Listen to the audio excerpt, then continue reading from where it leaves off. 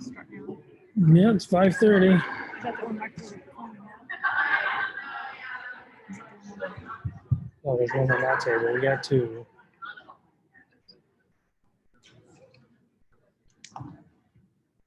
Did you want them to be able to talk in the microphone?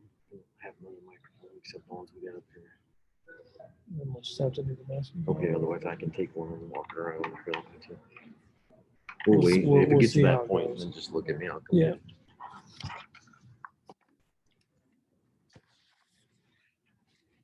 Okay, we're going to get started tonight.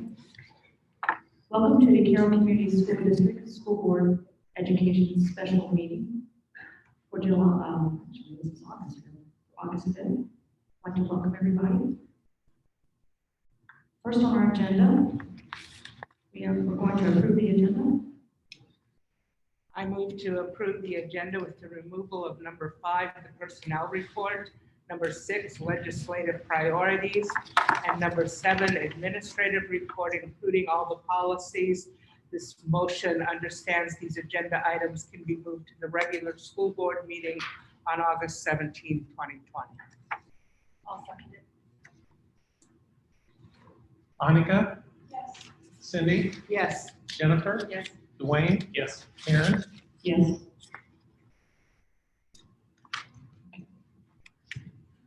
That would just have like resignations. Does that remove that as well then? No. Okay, next we'll move to approval of resignations.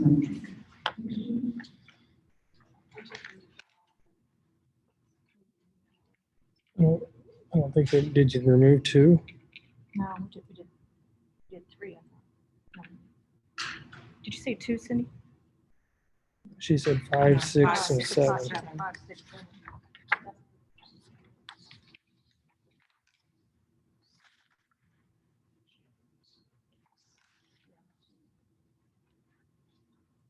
This is just for resignation. Yeah, this is just for resignations. So we have 4 resignations. Larry Riesenberg wishes to resign from his food service position. Larry's been a teacher associate and worked in the kitchen for a year.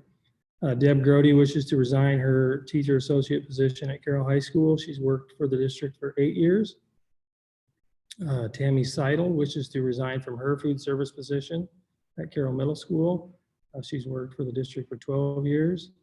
And Dan Owen wishes to resign his food service position at Carroll Middle School. Dan has worked for the school district for 8 years.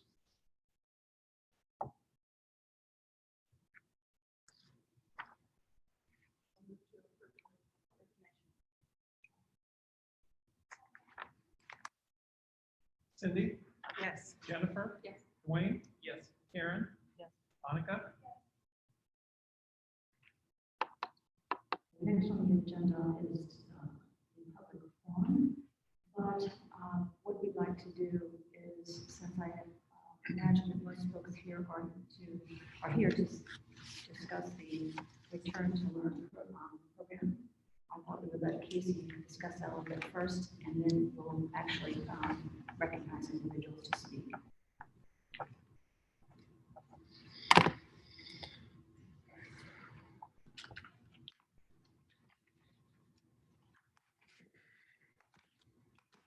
Yeah, you can pull that up.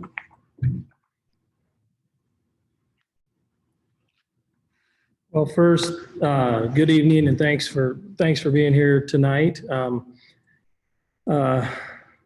know one thing sitting here today, the task of reopening schools is a big one. It's a hard one. It's a difficult one, and it's easily the most difficult task I faced in my just over 20 years as an educator. And so tonight we're prepared to present a plan to open school for this year. And the board then, will have an opportunity for discussion and then ultimately a decision will be made. But before I jump into that plan, I just want to start by saying that what we've tried to do throughout the pandemic is review the guidance that's given and then make decisions based on those things. We're an educational institution. I'm not a medical expert. And so we do rely on guidance.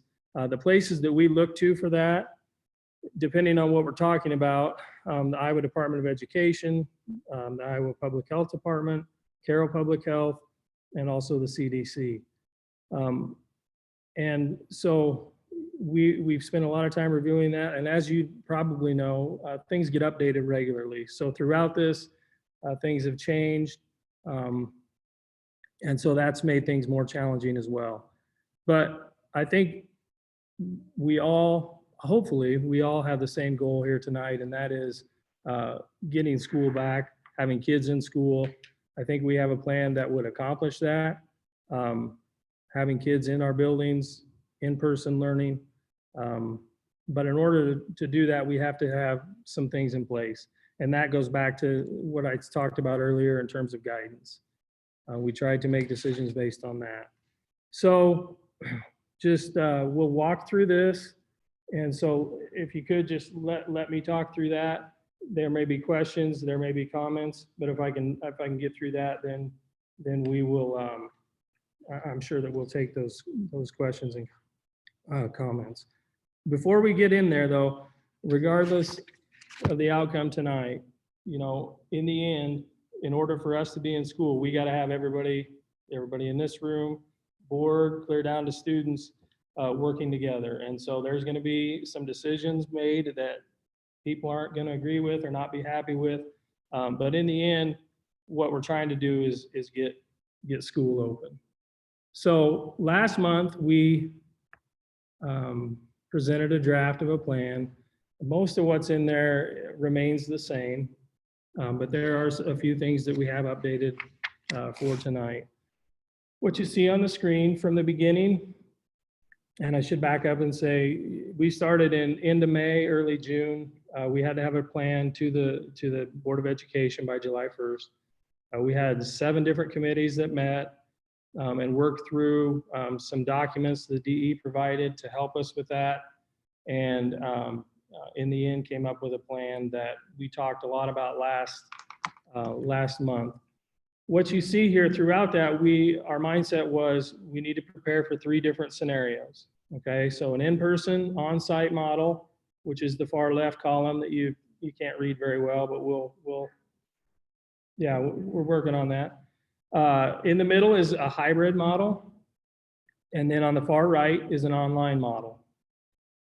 And so we have plans to be able to do all 3 of those during the year.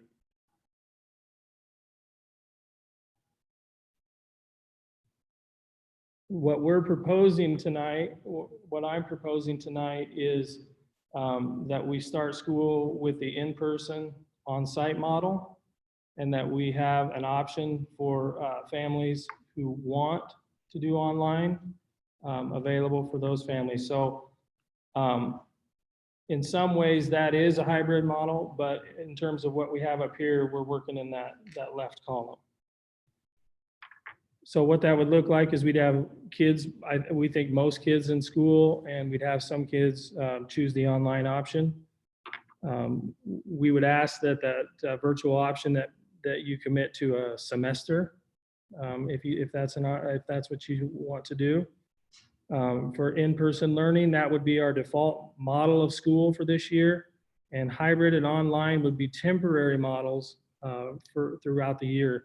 And later we'll talk about what might trigger us moving from on-site to one of these other models.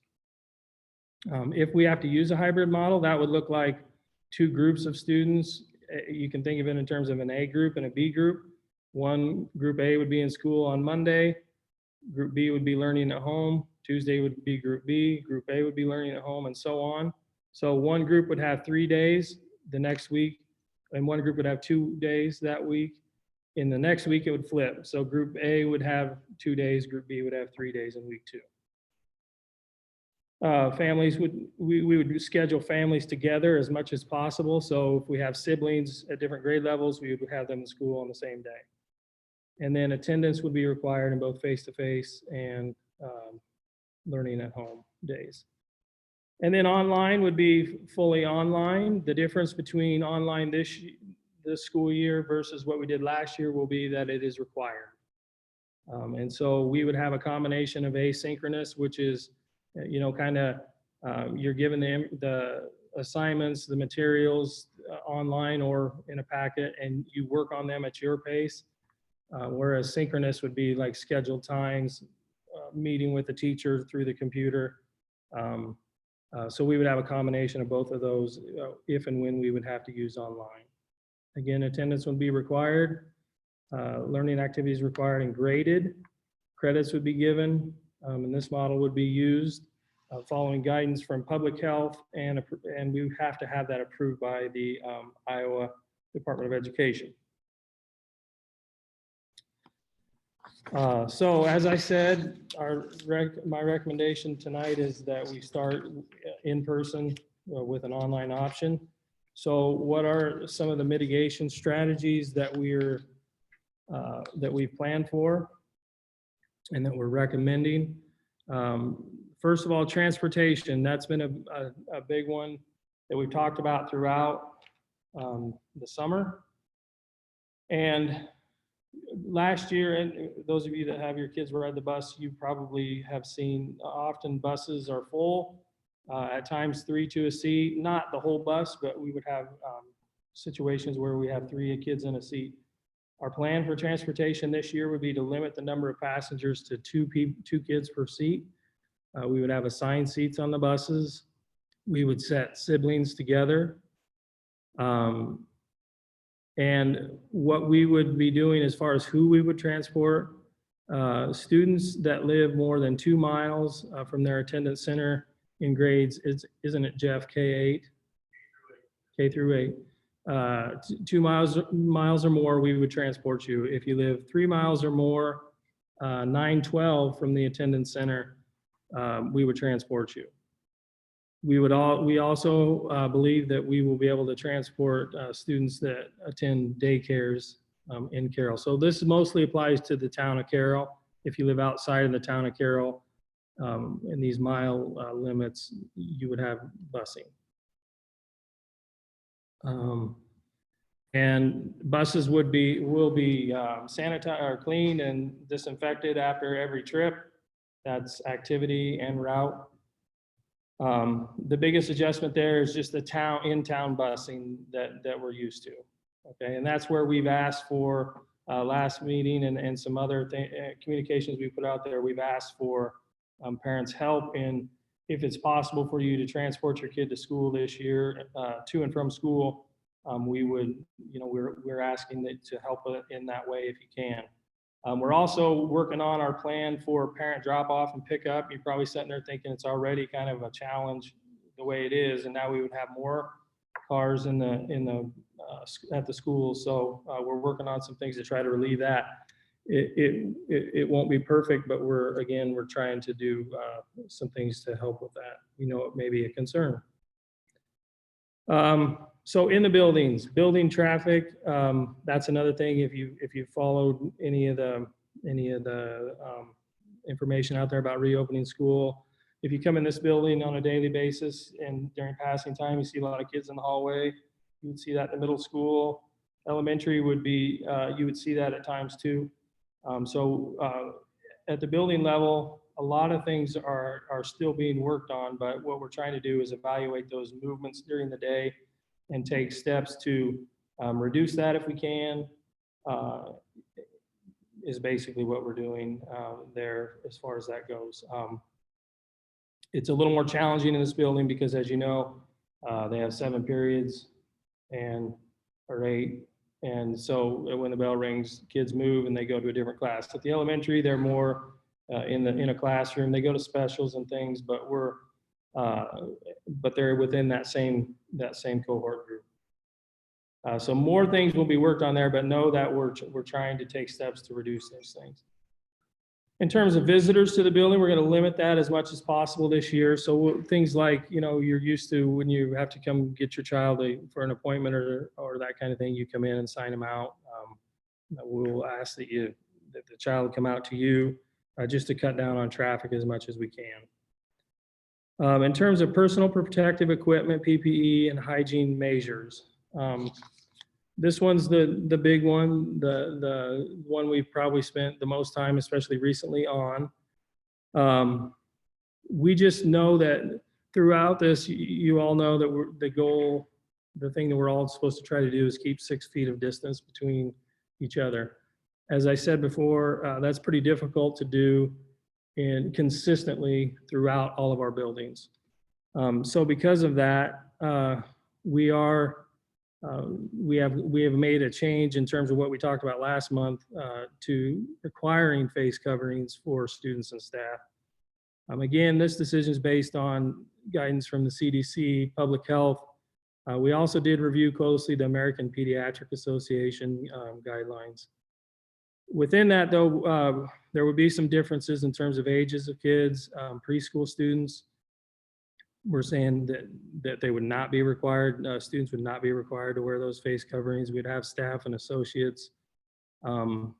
We learn, I think that falls in line with the guidance, and also in talking to some of the daycares, that when you get to that age of kid, it's really challenging to keep that mask on.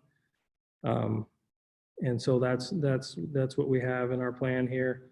And then in students grades K2, while we would require masks, we do believe there are more opportunities at K2 where they would not have to have the masks on, such as in classrooms where we've got desks spaced 6 feet apart, kind of a 6 feet box, or so to speak. We're feeling pretty comfortable that we're able to do that. So in that case, it would be more about, for those age of kids, it'd be more about when they left the room to go somewhere, they would have to have them on. So that's what we're talking about at that age level. So basically, where social distancing is not possible at K2, and that would be a kind of a consistent thing throughout all middle school and high school as well. That's where we have the most challenges, and we would have kids have their masks on. I do believe once we get going in school, we would probably find times in the days, once we get going and know our schedule and see how things are working, we would identify those places where we can 6 feet, create 6 feet of distance that maybe we didn't realize before, in which case the masks or face coverings could be adjusted. I say face coverings because we know there's several different kinds. We would establish some guidelines just so people would know what's acceptable and what's not, because obviously we have an educational environment here. We'd want any face coverings to align with that. But the shields and the masks are would be two different options. Also with that, we would give education on the proper use of those, also on hand washing, proper hygiene, all those kind of things would be incorporated into our day. We would ask people to supply their own, although we would have them for any student and staff. Our hope is that since it is more of a personal item, that would be a backup, but we will have enough for staff and students. Also with PPE, you all know that it's a challenge to get hand sanitizer. It is for us as well. We have enough to get the year started. We'll continue. We've got orders out there that haven't been filled or shipped yet, but we know we can start the year with hand sanitizer. We have thermometers, we've got gloves, but we'll continually order and keep those things in stock so we have those throughout the school year.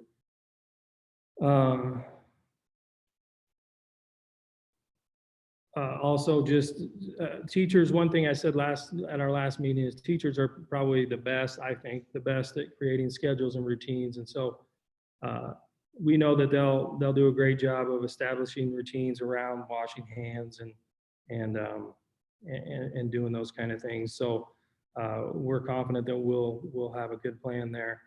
And also cleaning supplies and disinfectants fall into that too, and we have those things in place. And in our plan, we probably won't go through this in detail, but we've got attached to this our products and procedures that we're going to use during the year for cleaning. But there'll be cleaning that goes on during the day by our custodians. There'll be cleaning that has to be done, you know, when you think about a classroom, getting up from a desk, those desks are going to need to be wiped off either before they leave or before when the kids come in. So there's going to be some responsibility in our classrooms of the adults and the students as well in that area. We will provide and have the supplies available to be able to do that. So the school decision tree, how do we, a big question many have is, so what do we do if a staff member, and I should say, there's not any scenario that we've talked about where we're not thinking that we're gonna have a case. We will have a case, we'll have cases, and we'll deal with those. And that's what this section here is talking about. So each building will have, we have nurses' offices now. We'll also have an isolation room. So if somebody is exhibiting or showing symptoms, they'll go to the isolation room. Our school nurse, which we're in the process of adding some staff to our school nurses, adding a position. They will evaluate the student, make parent contacts, and we'll get the student home as soon as we can. Any staff or student who are exhibiting symptoms will wear a mask at that time until they have safely left the building. Anyone with 100.4 temperature, we can't have you attending school or activities. And so one thing we talked about, that's a mind shift for a lot of us because we've always operated with, you know, if I can get up, I need to be at work, or I need to be at school, or I need to be at practice. So we kind of have to shift that away to, if you're not feeling well and you have these symptoms, you got a temperature, rather than take Tylenol and come to school, we need you to stay home. Because there's the potential that you're, you know, you could be exposing others. And so we're going to have folks kind of shift their thinking there. Students and staff would need to be symptom-free without medication for 24 hours before returning to school. And that, in our plan before, said 72, so that they've changed that. That's been changed to 24, symptom-free without Tylenol or medication. We will coordinate with Carroll County Public Health regarding suspected and confirmed cases, and will assist, and we will also assist in determining the course of action for individual cases in the school. If you click, Tammy, on that link, yeah. This is spelled out in these guidelines here for evaluating students, sick students and staff. So Carroll County Public Health, I know they have these documents as well. And so that's kind of a flow chart of what we would do to evaluate illness. And I know many are probably wondering, because every year we have students with the flu or other sicknesses that go through the school, and you know, how do we know what's what? That'll be a challenge, but we'll you know, use those symptoms and the guidelines that are in place and do the best we can there. To the extent possible, the next item F there is in terms of supplies. To the extent possible, students and staff will be limited in sharing of all supplies, utensils, devices, toys, books, and learning aids. Some things, you know, it's going to be more about cleaning those items, but when you think about art, we're trying to make adjustments, or we're making adjustments to, you know, a kid has a plastic bag with their individual art supplies rather than in the bowl, and you take out your pencils. So, you know, things like that, we're making adjustments on and ordering some more things so that there could be maybe less sharing going on. The grounds and custodial staff, buildings and grounds, and which would be our custodians, their cleaning practices will be focused on health and safety with an emphasis on disinfecting surfaces where bacteria and viruses are likely to be transmitted. Classroom routines will be established so that desks and high-touch areas are cleaned and disinfected throughout the day. Specific information about products are later in the document. But during the day, most of our cleaning prior to this year is done in the evenings, And so this year, you'll see our daytime custodians doing more cleaning, especially those high touch areas. You know, the doorknobs, the drinking fountains won't be used, but the water bottle filling stations will be, you know, those places where kids touch a lot. I know like during summer school that we've been having, it was noticed that like every kid touches that door when they go out. So little things like open the door so everybody just walks out rather than have every kid touch. But our custodians will be identifying those high touch areas and cleaning and disinfecting those during the day as well. I mentioned water bottles. We'll allow water bottles in accordance with handbook guidelines, and the water filling stations will be available. The water fountains that you would drink out of directly won't be available. Another topic that's been brought up before is the air movement in our buildings. We do have multiple buildings and each are a little different in terms of the HVAC system. And we've had a company here evaluating each of those systems to make sure that they're operating properly. And when I say operating properly, I mean, like in this building, our systems are set up to bring fresh air into the building, into classrooms, into the building. It mixes with the air that's being cooled, or in the winter, the air that's being heated. And so you have a mixture of fresh air and the air in the building, and it creates air movement. Like for Adams Elementary, for example, that building does not have that system.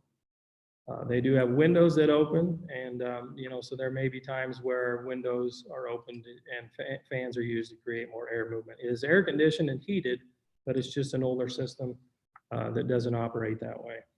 But we're confident that the systems that we have will be operating properly when school starts, and we'll continue to monitor them, and if they're not working, get them fixed. The challenge we have here with this one, we know it doesn't maybe operate perfectly. There's some places in our buildings that we've had issues with in the past. When you have a building it was a building and we added on several times, and each time you do that, you add HVAC systems to the equation, and so making those operate together can be a challenge. But that will be something that we continue to focus on. Also in that area, I know Jeff Dvorak has done participated in some different learning opportunities around HVAC systems, what he needs to do to operate those properly. One of those is air filters, changing those regularly and using the right kind of air filter. And so we're taking the necessary steps to make sure that happens this year as well. I think we've been pretty consistent on changing air filters. We just have maybe a little adjustment to the type that we're using. So how the one question that you may have is how will we decide when to change models? And this is very recent guidance that just came out actually the end of last week. And a lot of it, or most of it, will be dictated on the percent of infection. Am I saying that right? Percent of infection by county. And there's thresholds that have been set. And that's the one, if you follow, there's some controversy around whether those are the right standards or not. So it's at around 15%, I think, is where we would make a change. But that would be done in consultation. It would be the school, public health, and then we have to submit an application to the DE.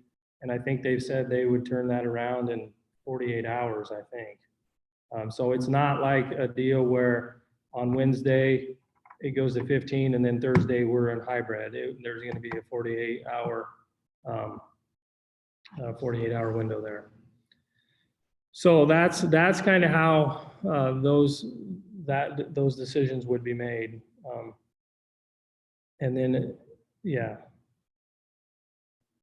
and then use of facilities. We're going to limit the use of facilities to outside entities. So what we mean there is a lot of youth things go on here. We're not saying we're not going to allow those. It's more of we get requests that many people don't realize we even get to use our facilities. So we're going to limit those to things that are pretty closely connected with our students. So like we have an agreement with the city of Carroll for the youth and the rec programs and those kind of things. That'll continue. But anything outside of those kind of requests will likely be denied.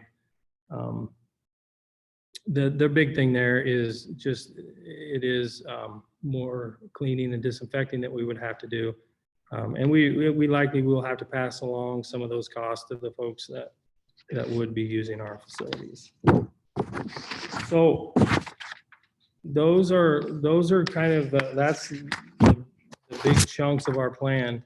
I didn't speak to it here, but you know, a lot of the things have to be decided by principals who just came back on contract this week and working with teachers as well, because they're the folks in the buildings on a daily basis. So for me to say this is exactly what would happen in an elementary building, I can't sit here and tell you that right now, because I think that still has to be worked out. And I think those things will change as they go.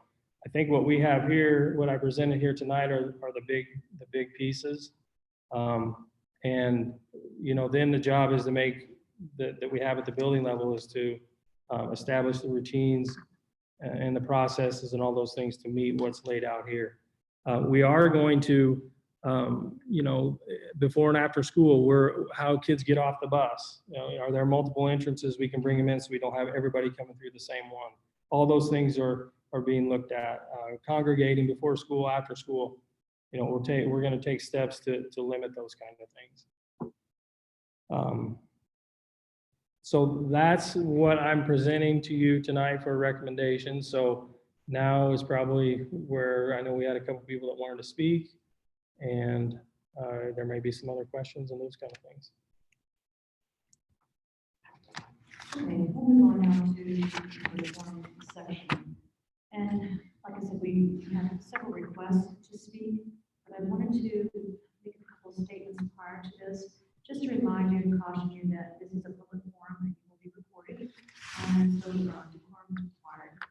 Also, please introduce yourself so we know who's speaking, and please try to limit your comments to 3 minutes so that everyone can actually speak. Like I said, we have several individuals who requested to speak, and I think there are others that would like to speak. So what I would like to do is at least have some time for everybody who has questions to have their questions answered. So that's how we'll move forward. First of all, I would like to recognize a couple of individuals who requested to speak this evening. First off, Dr. Michelle Hine. Oh, do you need a microphone? Do you need a microphone?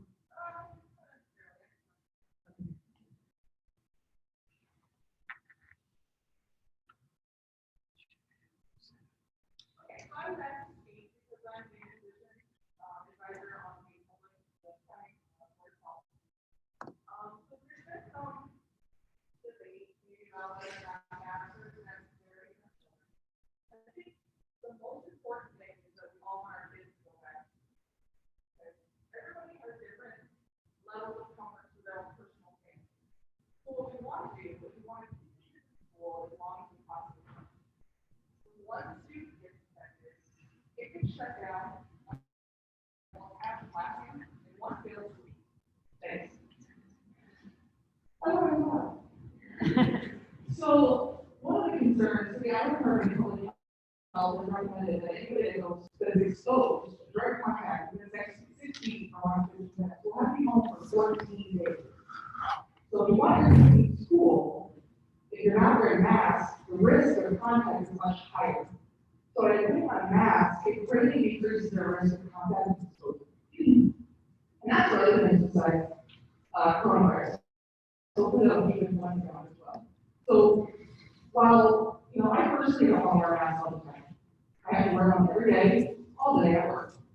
Every single patient I come in contact also has to wear a mask.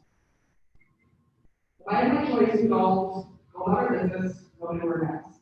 So then I would be seeing 15 times the number of people I'm seeing right now in my bureau. We'd be seeing 15 times the number of people in the hospital. Now, kids are much lower risk than adults. We have faculty and staff that work with our children that are not low risk and some of these students are going home to people that are also not low risk. So the most important thing at the end of the day is keeping our kids in school as long as possible. This is a new territory. We have no idea. But I will tell you, if this travels at all like influenza or worse, half the school will be out of school within a month. We all know.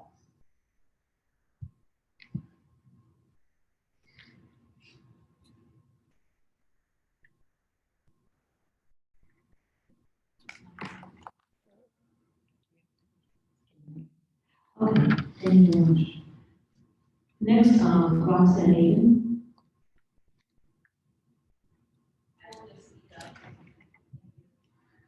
I just have a question for the board members. You can just raise your hand. You've been in a classroom in the last year for more than a year.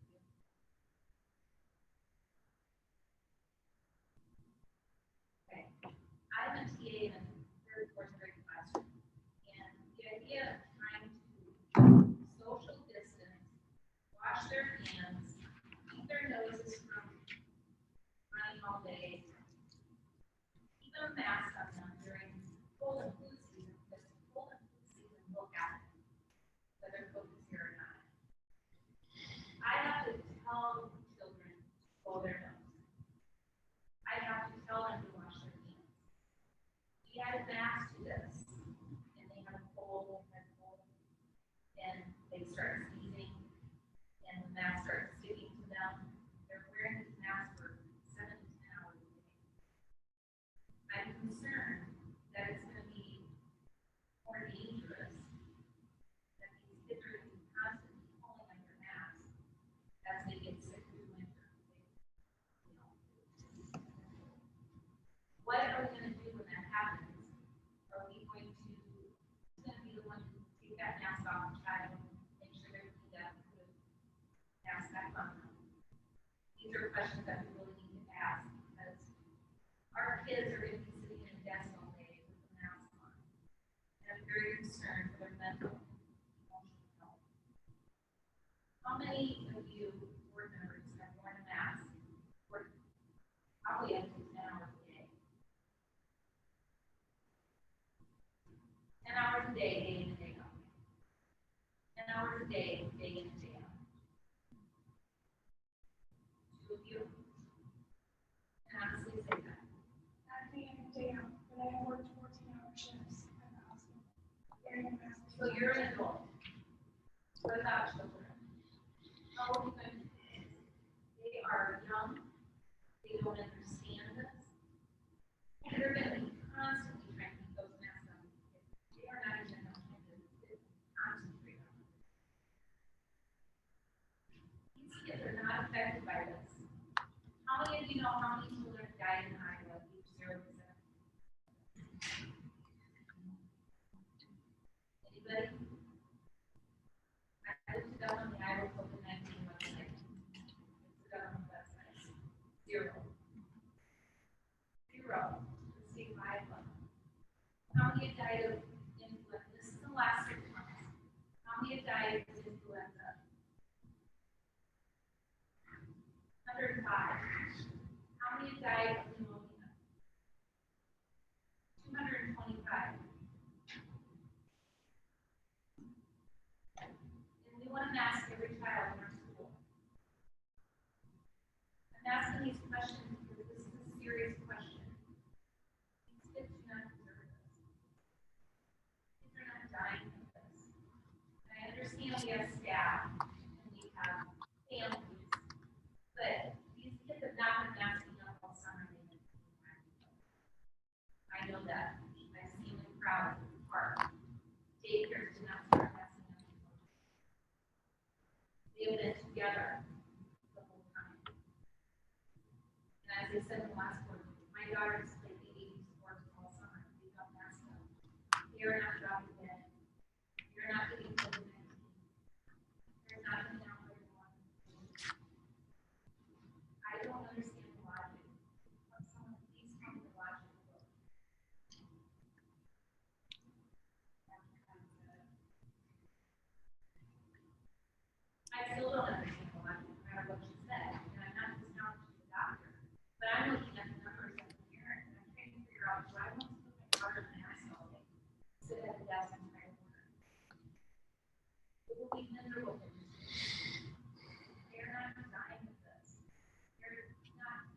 there was a study that came out that said there's not one child case that we are asking to. One, and that's overall. I'm just gonna say a little more perspective, so we can all put this on perspective. There's an estimated 500 children die in the United States a year.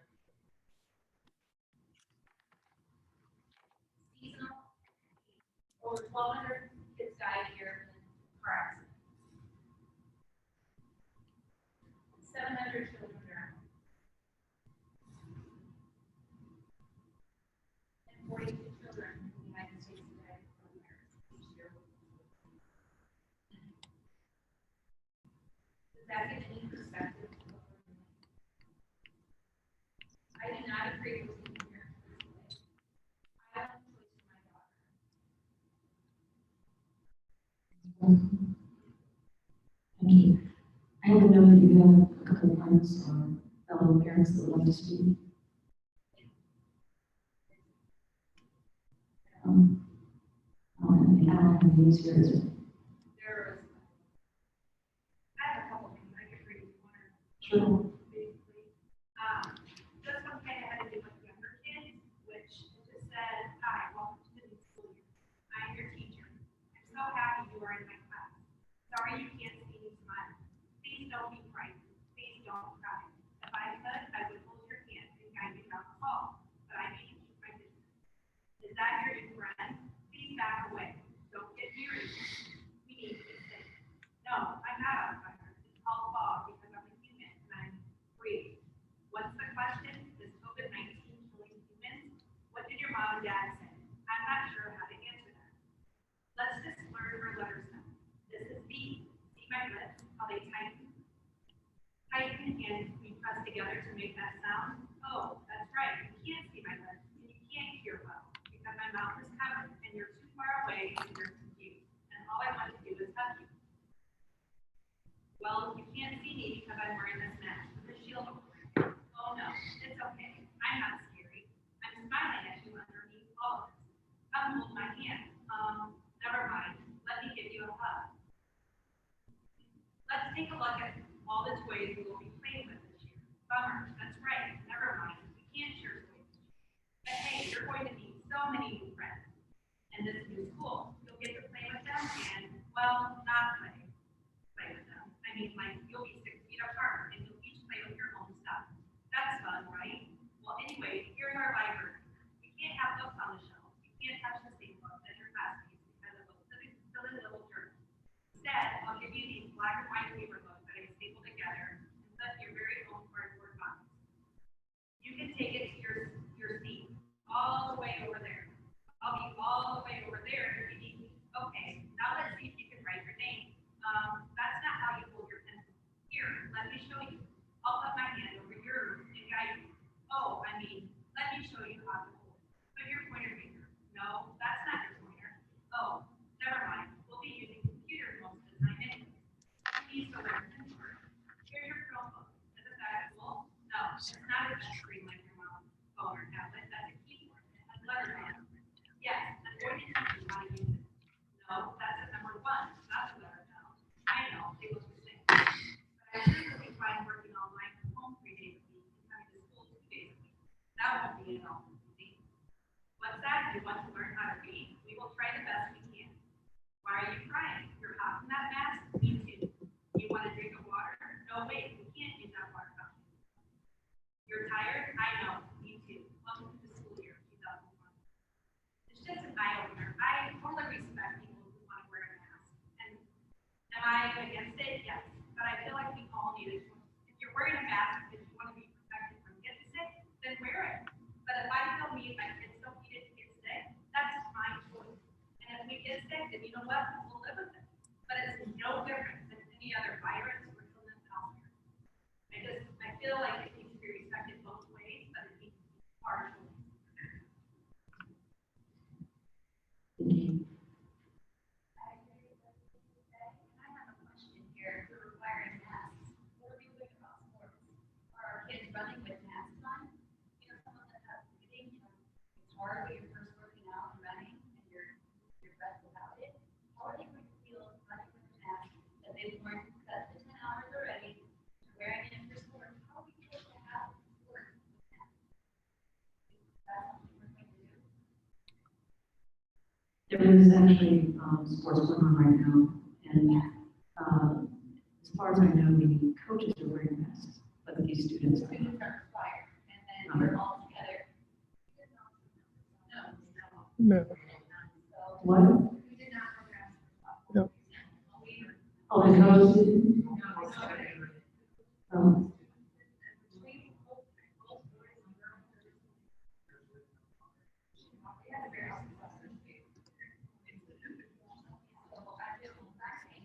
Right now, they're playing sports, it's school activity, and not wearing masks. So we're gonna turn around and say, hey, come to your wearing masks, you don't see that, we're like, no choice. So I'm gonna win, we'll wear it. Can I say on that? So we're gonna have our children sit in the desk all day with a mask, and they go to sports. That's okay. Because that's what schools are doing. That makes no sense to anybody. There's no logic. My daughters played AAU basketball with someone about that. I said, so we're going to tell them they have to sit in the desk all day. Not to do all of them.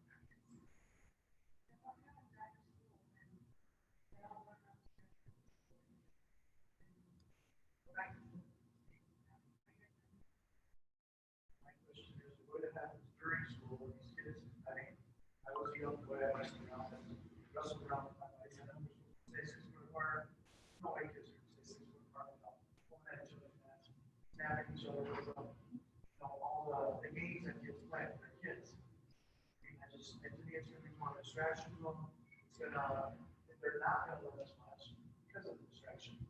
I mean, I'm an adult, and I realize that all these people that work at the position wear them, and they deal with it, and I commend them for that. I can't stand wearing them. And I know kids that are a lot younger than me that aren't adults are never gonna be able to handle it.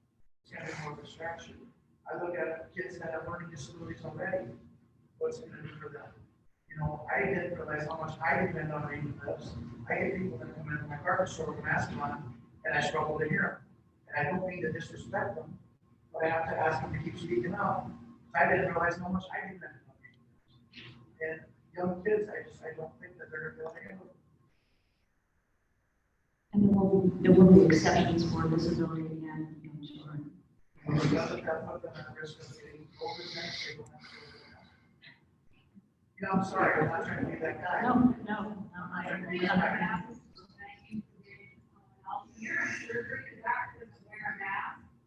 Yeah, it prevents you, I understand. Just like that my kid should have the right to wear a mask. If I want him to wear a mask, he should wear a mask. If I don't want him to, I should have that choice. Everybody in here should have that choice. Just like everybody in this room. They chose to wear a mask or they chose not to. It was my choice not to. But we have to look on the other side. I think that's the difference. They're trying to say in the environment that they're in. But they're gonna be 6 foot apart. That's what's so silly about this, is this virus is not that smart. In the classroom, just use the classroom, maybe I misunderstood it. In the classroom where children can be located 6 feet apart, are they going to be wearing them? Or in the environment? What, Outside. You just go without one. what I talked about in the beginning here was at grades K2.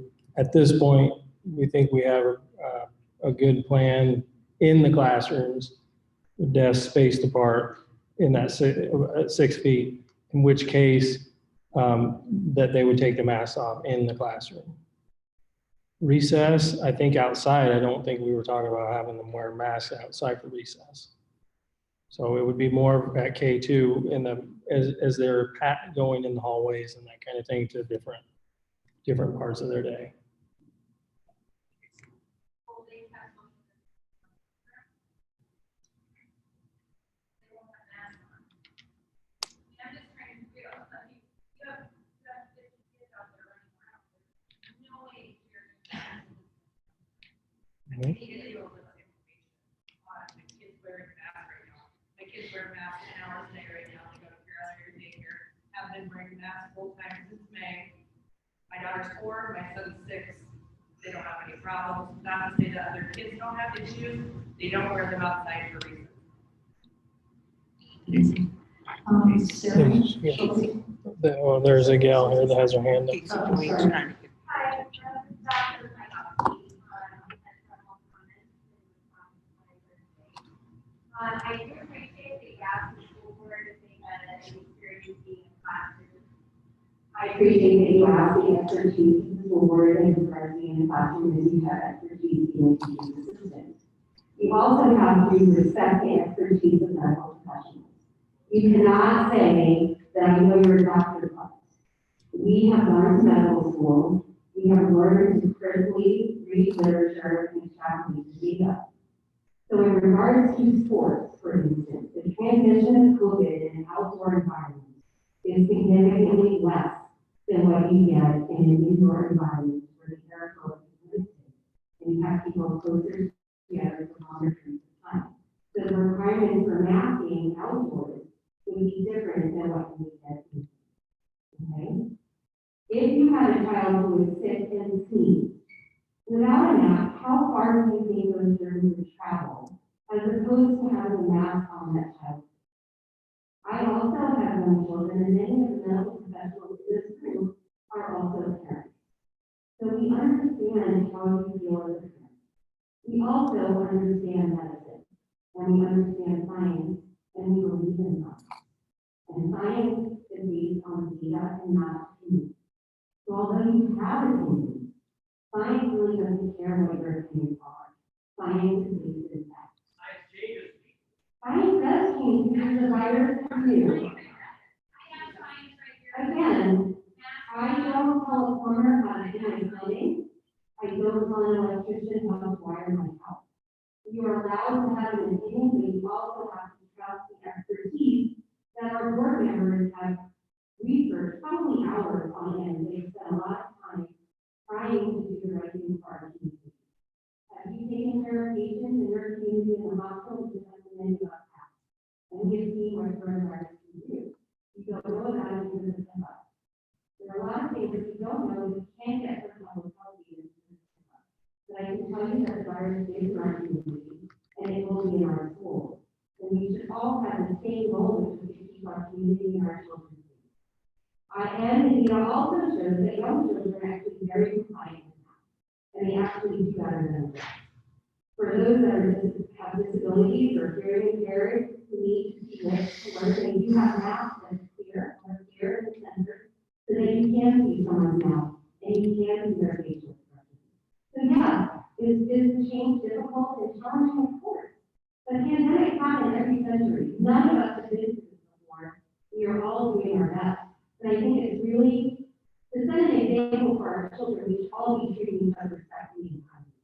And I think that speaks volumes. We should disagree, but should do so kindly and respectfully, and set an example for our children. Thank you. Do I know? Sarah. Just-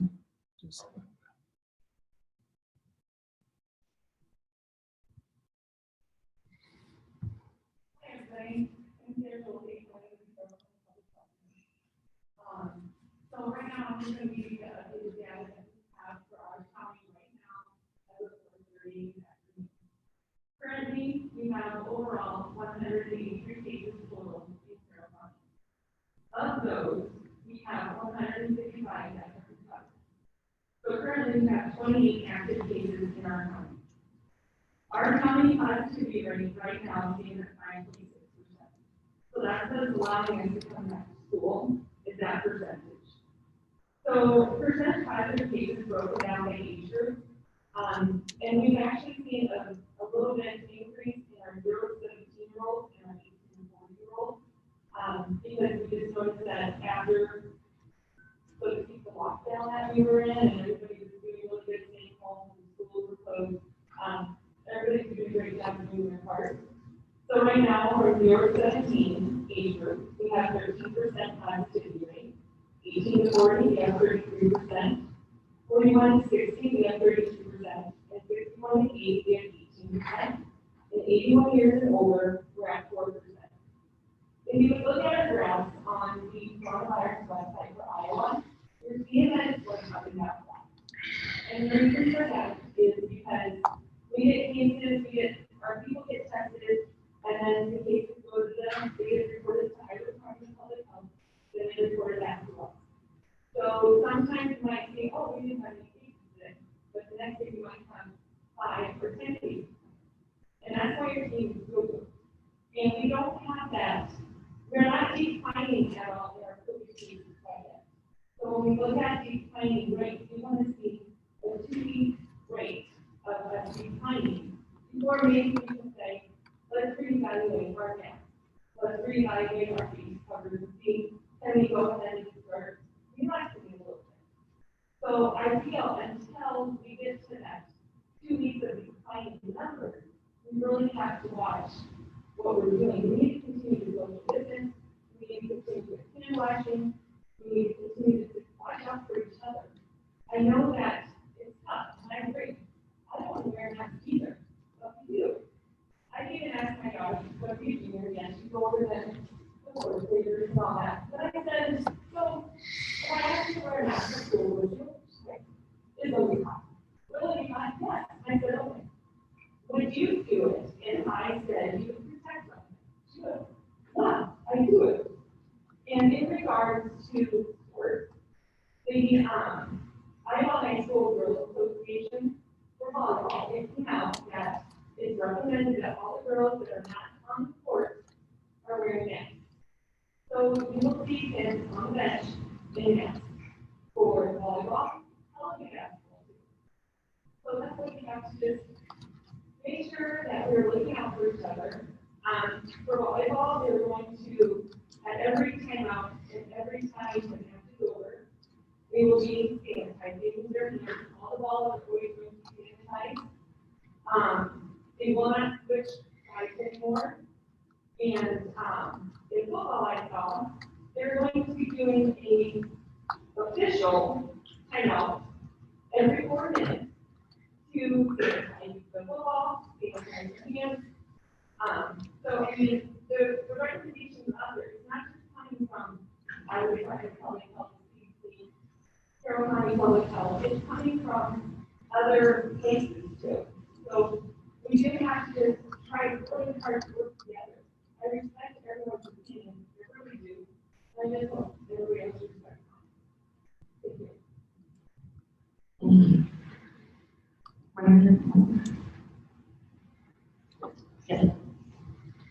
Thank you.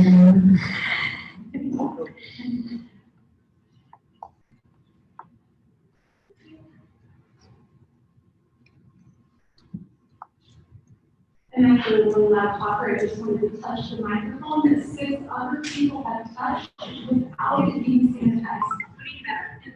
This guy's touched it like 8 times. And nobody seems to be all that worried. And actually, I still have to that's great. I just sanitized in my purse. I do all the time. I just wanted to know. I have a question on you. May have maybe mentioned this, but I missed it. Is there a timeline on this, or if it's forced to cover their faces for a semester and a year? Is it going to be reevaluated? At what point in time do our children get to have this semester? Well, I think it would be back to kind of what Sarah just said. Yeah, I think the condition, the situation will constantly be evaluated. And if things get better, yeah, I don't think that this is like, okay, we would be, all of what I presented here would be in place all school year if it doesn't have to be. Yeah.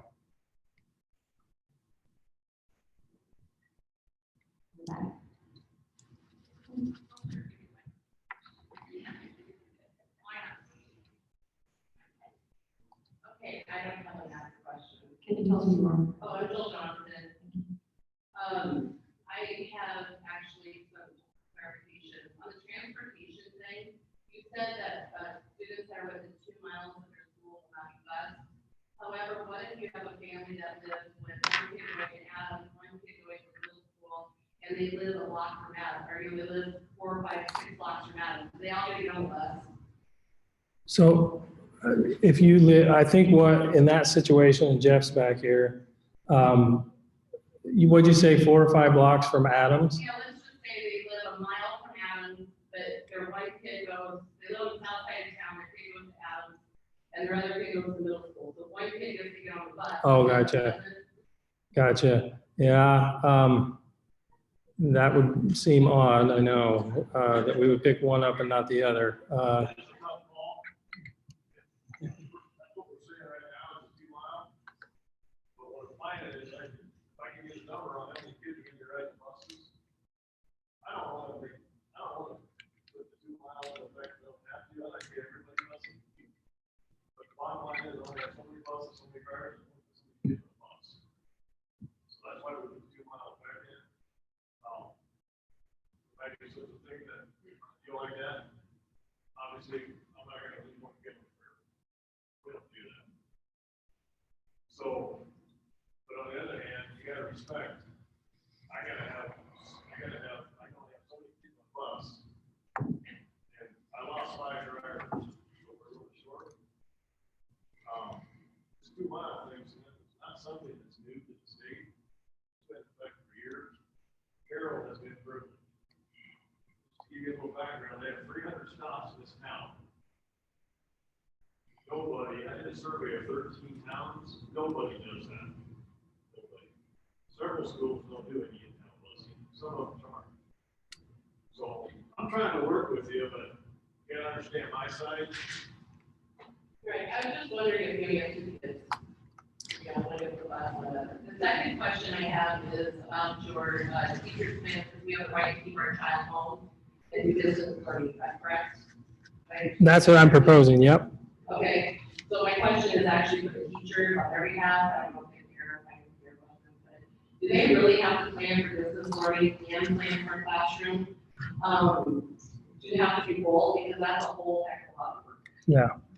Yeah, great point.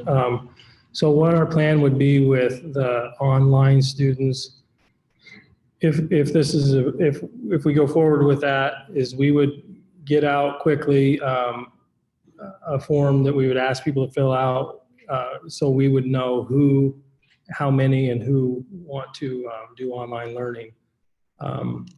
Grades 6 through 12, we're planning to use, it's called Edgenuity, okay? And so that would be more about finding staff to manage Edgenuity.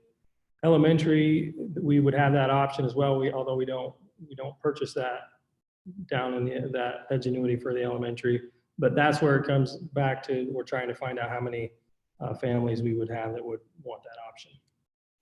But that is a concern, definitely, for our teachers. Jeff, can you kind of tell people, I know when, my kids were small, I would get a postcard in the mail telling what bus route they were done. How do you plan to get this information out to the parents to inform them that if they're gonna be able to be picked up, and number 2, where they're picked up? And by what time do you plan to get that out to them? Might be able to get it out in the next week and a half or so. I know it's gonna be short notice. But keep in mind, this year is gonna be a year of change. It already has been. We're gonna be changing constantly. Aggregation is a great way. Everybody goes up to aggregation on our website. It'll be on there. What I would like to do is I would like to do pickup points in town. That's where we need to go. Ultimately, what I like to do is say, if you get your student, you live in the south side of town, you can get them to Holy Spirit or Southside Park, and get you to the center, you need to go. Okay? Vice versa, south, going one south and north. The problem I have right now is I'm looking at transporting up to 600 to 700 kids into the rural area. Buses to do it. Right?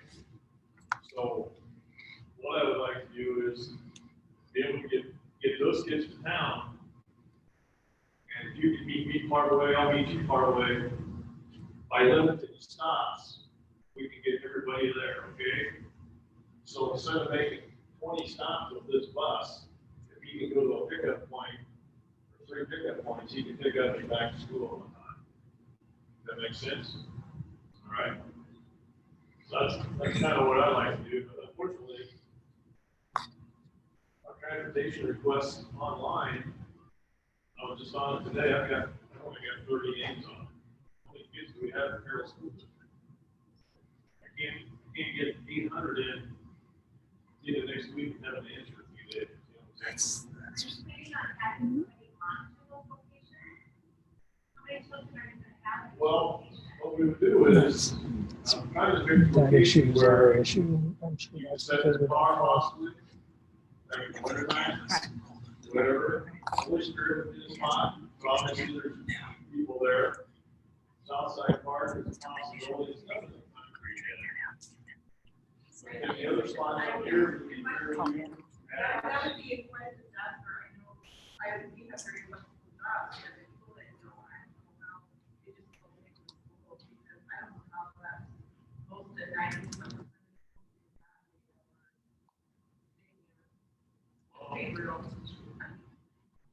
Well, I'm just asking for some help on your side, because I'm trying to get on my side. I would see that as a safety issue for, they would not do. Then we just call take it to their school, take the rest of it. If that's what, you know, I mean, like I said, this is the year of changes, and we're all gonna have to admit a little bit like we've been talking. What's that? Masks are gonna be required for the bus as well. Well, we're gonna decide what mask depends on our school. You put masks on, then they're gonna be able to pick everybody up. If I can. I don't know that I can. We gotta decide whether we're gonna wear masks or not. That's where I'm at. Repeat what you just said about the numbers that you currently have to track what with us. Buses? Yeah, because it appears to me that you need more input to be able to figure it out.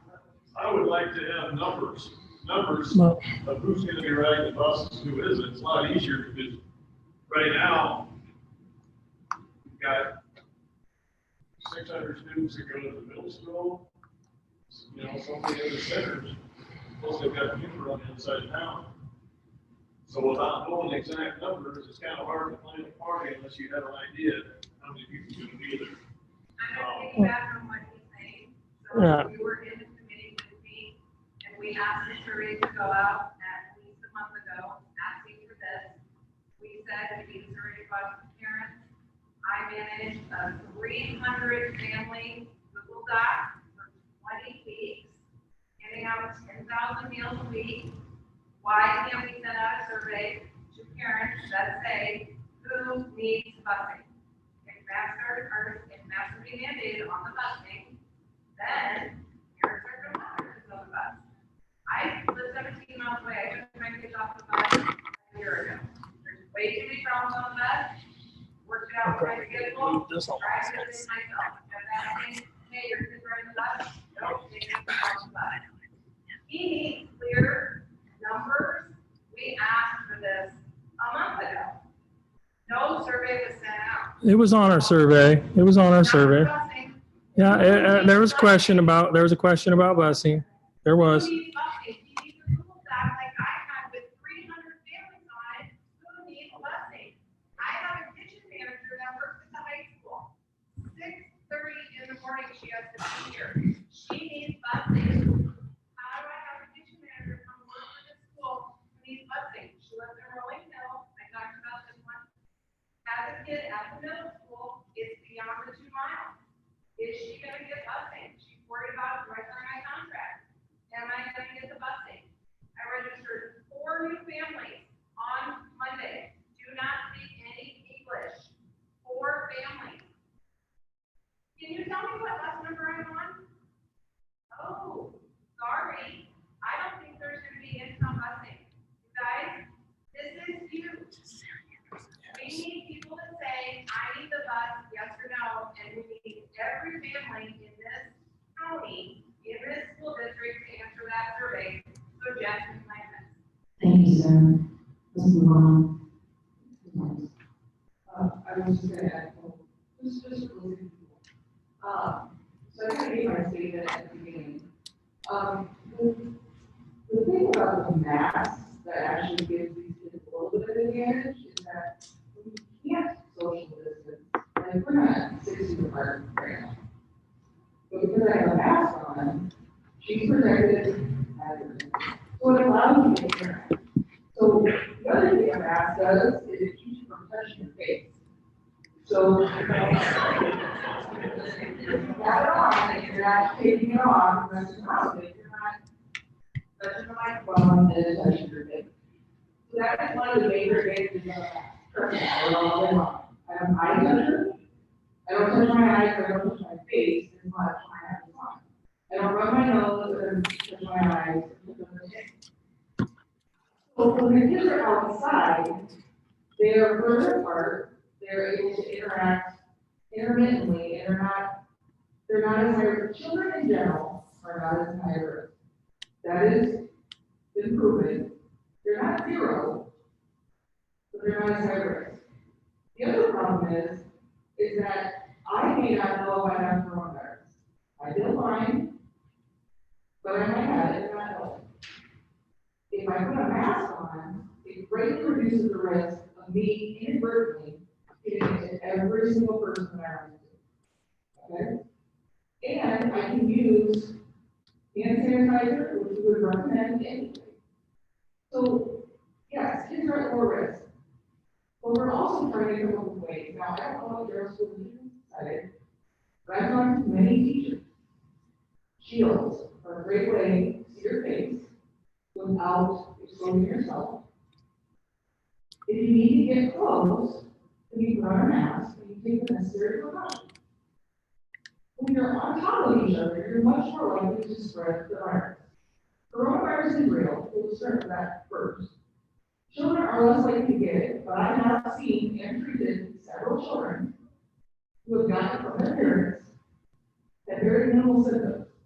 I will tell you, if people behave the way they do with influenza, they will go to school with 4 days of fever, a severe cough, and then somebody will finally tell them to go home. And in the meantime, they have now infected their entire class and taken the entire class out of mission. That's what we're hoping to prevent. We just need to get through the first part of this and figure it out. This is new territory. The teachers are scared. Rightly so. They don't know. I mean, when you're in that 40 age group, you're very low risk. But your risk goes up exponentially as you get older. Some of our teachers fall into those higher risk groups. So if we can prevent them from getting infected, that's the goal. If we can get through till Christmas, that's the goal. I don't want to have to wear masks all the time either. Do I let my kids wear masks? Are they on masks? Absolutely. But when we go to the grocery store, we go anywhere with people that we don't live with, and we're going to be in a closed space, we put a mask to protect other people. Thank you. So you're not actually protecting yourself as much. These masks aren't social great. Thanks so much. We're going to try to wrap this up a little bit. So there's actually a comment that other people have actually mentioned, and it's just reiterating the same thing. I would ask that you would just pass. If you have something new and additional to add, that's great. It has to do with buzzing right now. I'm not sure if this is an issue we're going to talk about, but I will speak to those two there, and then we'll work around that here. Just try to remember 2 minutes. 2 minutes or limit. My name is Myron Mills. I'm curious about disciplinary action. So we can't stop kids from vaping in the bathroom. Stopping kids from wearing, making kids wear a mask is. If you wear a mask, they're going to be rating with you. We can sit here and talk about it all night long. But if you have, let's say, 400 kids say, I'm not wearing a mask, are you going to expel 400 kids? What does the disciplinary side look like? If kids just decide, no, I'm not doing it. Is there, is expelling the kids, is that on the table? No, I don't think that we've talked about expelling. I think we would work with the kid and the family and, you know, we have options. We have an online option, we have an in-school option. Yeah. I understand, but I mean, I don't know that we haven't laid out, if you're caught not wearing it, it's this. I mean, I think that we, you know, we'll deal with that as it comes up. Now, are there challenges with managing kids wearing masks? Absolutely, we know that. Yep, we know that. Casey, do we have a policy written out for that? No, There's no policy written out for that yet. no, nope. That was one of my concerns. I'm a former teacher myself, and especially kids that come defiant. You have to pick your battles. And if the battle is not having that mask on, how is it fair to the other kid that's compliant sitting next to him to be stuck in the mask for 7 hours? The mask works, you just leave the choice in. That just kind of proves the thing right there. It worked, leave it a choice. That's what doctors before this had all started. We're saying on CNN about how there are dangers wearing masks all day long. I know there's doctors here. There's doctors all over the place. They don't have the same opinion. So to say the science is the thing that does not prove is not correct. They joked about how you don't need to wear a mask. Don't worry about that. And now here we are advocating for masks all day long, which is why if they work, just leave the choice that we might. There is no guideline about masking for the public, setting a shortage of masks, or there weren't enough masks for healthcare professionals. So now that we have cloth masks available, we appropriate them in hospitals. Those recommendations. I never said that science is dead. Never. So, what I did say, science is being something. This is a new virus, and things are evolving, you have to learn to trust. And that is a all we are. What about the doctors who disagree? There are several doctors who disagree, who also have different studies. We gotta move on. Yeah, we gotta move on. We need to move on. Okay, if you have an appropriate question, I should let you know. I think we can all agree that Gotta be an honor.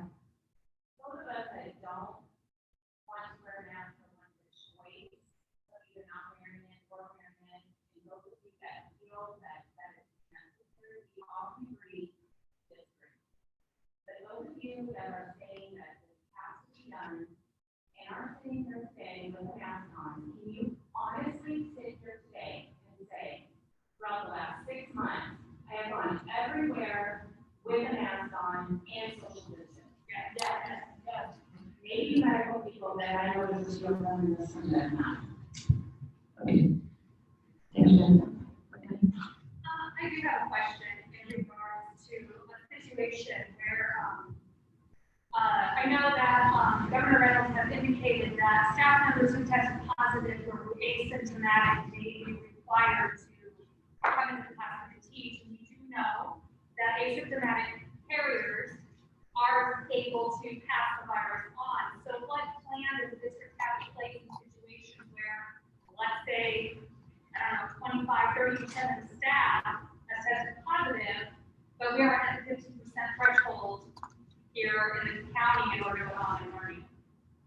Are we going to be forcing teachers to come in who are positive and asymptomatic? Well, I think in my communication with Sarah, we were saying asymptomatic, we would still ask them to quarantine. And also, I think teachers, aren't they going to be in that percent? We're going to be monitoring the percent of kids and staff who are testing positive for the virus. So if 50% of the school, then it go online, or I thought it was 50%. I think, are they using 10%, Sarah?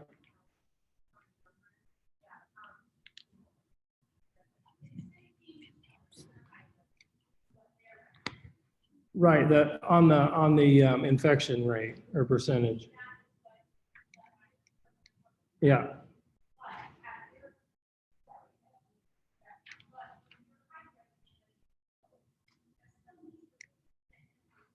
Yeah.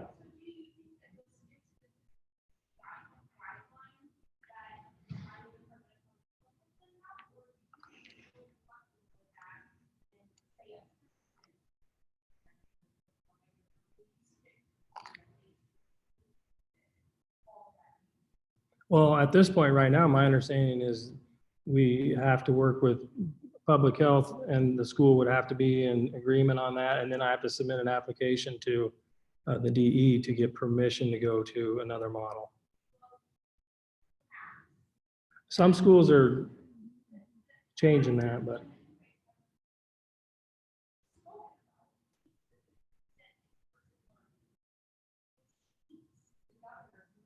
Right.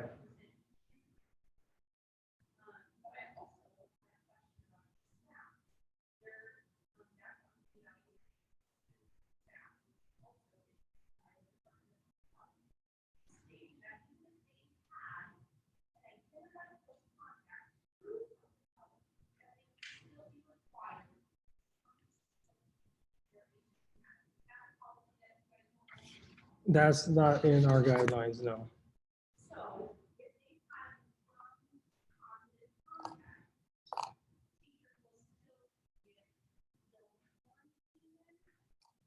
Yes.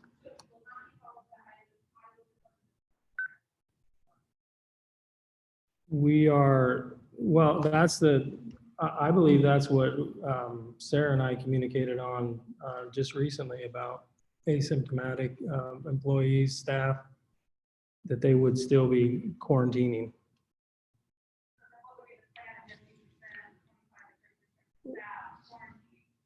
Yeah, I mean, if that happens, we don't have a subpool deep enough to, yeah, so that would likely trigger us to have to move to some other model. Two more.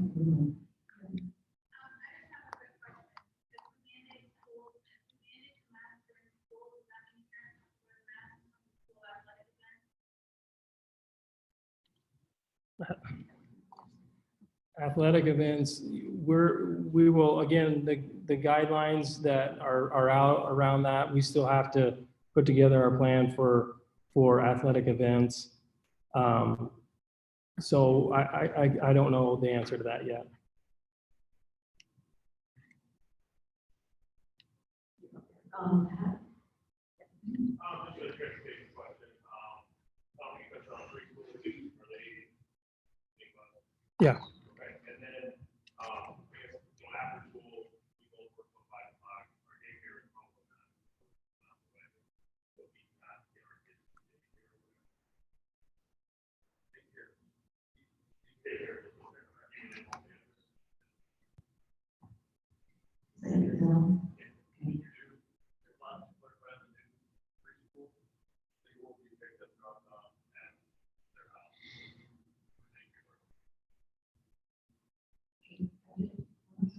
So if we're gonna require our students to wear masks, are we gonna require all students to have a flu shot? Are we gonna require all of our students to be vaccinated? Because they have been allowed exceptions before.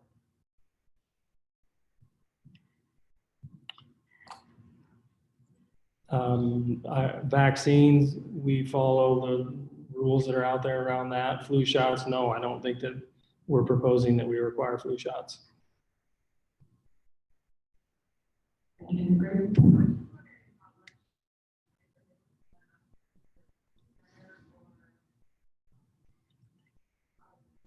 Lunch at Fairview and Adams, we will be able to use the lunchroom due to putting more tables and the size of the lunchroom at Fairview. Adams, I think it's more about the schedule, recess and lunch, we're able to work it so we have a number of kids in the lunchroom that we can space. Middle school and high school, they're talking about, having to use lunchroom and maybe classrooms or other places where in the building to eat lunch and maybe rotating kids. There's still some details to be worked out there.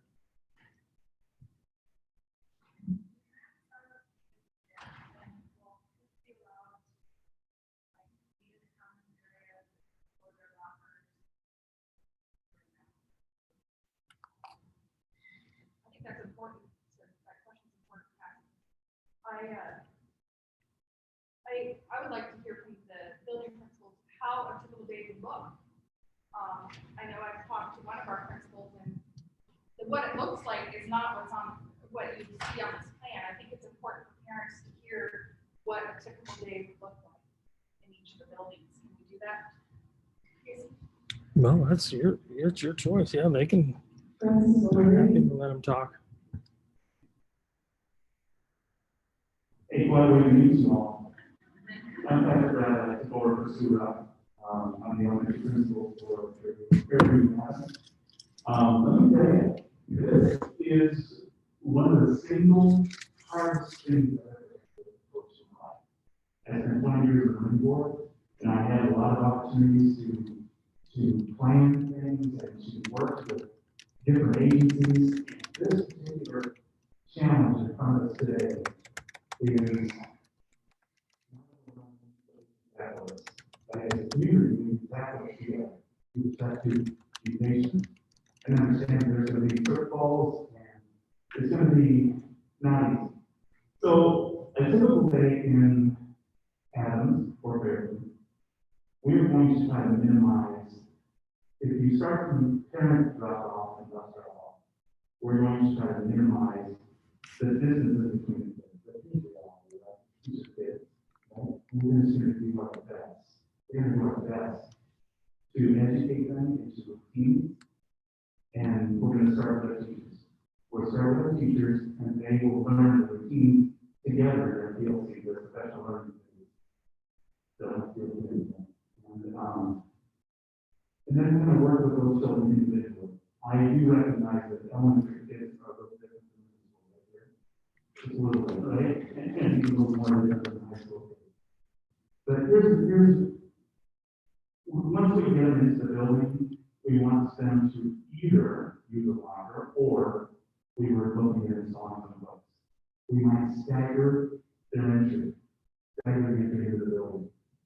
And then we might even end up with homerooms or something to that effect, so that when children come to the building, they have a place to go and a place to stay.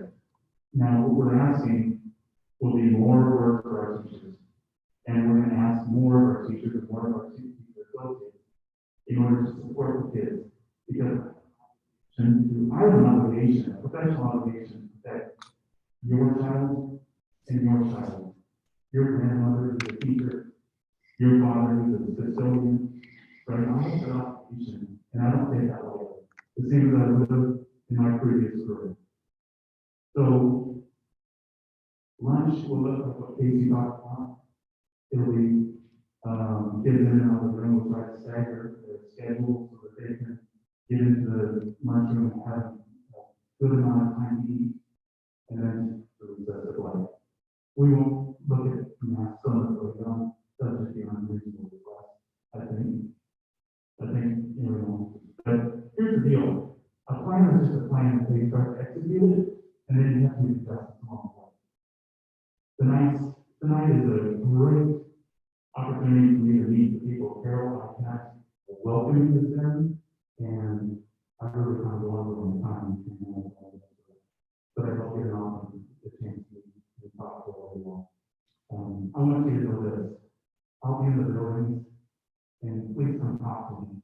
I would love to sit down and talk with you in my office, listen to your concerns, but know that I'm speaking from my heart, that I am focused on students.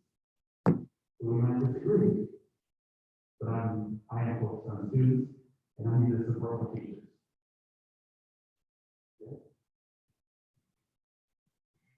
My name is Jerry, Reagan Middle School principal, and I can echo some of the things that Mr.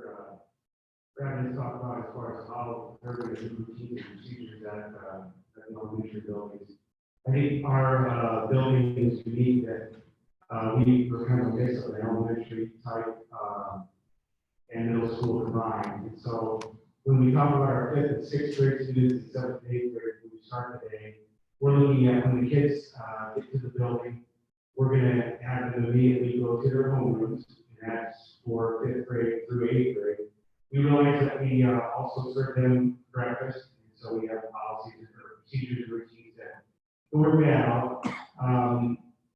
With 5th and 6th, we are looking at all options as far as anything from teachers moving to different classrooms, to keep the minimum traffic flow with our students. At 7th and 8th grade, we've changed our schedule this year so that all of our 8th grade students will be served in the 8th grade pod, and all of our 7th grade students will be served as part of instruction in the 7th grade pod. And again, that's to minimize traffic throughout the building. Our leadership team has met 3 times this summer, and we will meet again on Monday of next week. And I consider their valued opinion. We've got some great staff members who share great ideas. And we're looking at anything from a split lunch shift to a lunch shift where we use different areas of the building to make sure that we're social distancing with our students at lunch. And then I know as the day progresses through and we end the day, we're going to dismiss our walkers first. Our students get picked up. We'll have our students that are called by bus numbers to the building, and they will be dismissed. I know that Ms. Ryman and Jeff have been looking out to our area out front of the building to look at ways to make bus transportation efficient as possible. So those are all things in the work, and we'll continue to try to create routines and procedures that will best keep our kids safe, because obviously that's what we're doing. Jerry, are they going to be allowed to do lockers? That's a good question. When they come to the building, they will use lockers to put their material away. We've talked with the high school, we've come up with an idea of having students bring their backpacks with them to class so that they won't have to carry all their material from one class to the next. And that will minimize the amount of time that they have to spend to go to their lockers. We typically would assign students by way of homeroom lockers that were right beside each other, and we're going to split that up so that, again, students aren't as close together as they normally would be on a given year. That will look different. So we're trying to make sure that they won't have to use their lockers as much. And I mean, we've thought about everything. We're thinking about restroom breaks and all kinds of things. So you really count on people that have the ability to make good decisions, and we're going to make the best decisions we can make. So Jerry, are they just taking their book, all materials for the day with them in their backpack for the remainder of the day, and then at the end of the day, going back to their lockers? That would be the plan that we're looking at right now. What about recess? What does recess look like at the middle school? Our recess is obviously a little different than what it looks like in elementary. 5th grade usually has 2 recesses, one after lunch and then one at the end of the day. We have a big open area off the middle school. We have probably 3 different locations that we will use for recess. And one is on the west end, the other is on the east parking lot, and then we have a south end where kids will be able to go out for recess. Depending on how we go about our lunch shift with 7th and 8th grade, whether it's split, we would send kids out, say, maybe on the west side for recess, while half our students are eating lunch in the lunchroom. And then obviously when they dismiss and say go out on the east side, then we would have our kids coming in from the west side. And that would look similar for 7th and 8th grade. 5th and 6th, we're looking at going about it in a cohort way, meaning that we may have 2 classrooms that would go out on our west side and 2 other classrooms that go out on the east side. And then the final 2 classes would go out on the south. And then we would obviously rotate after so long so that we're given an opportunity to be able to recess places.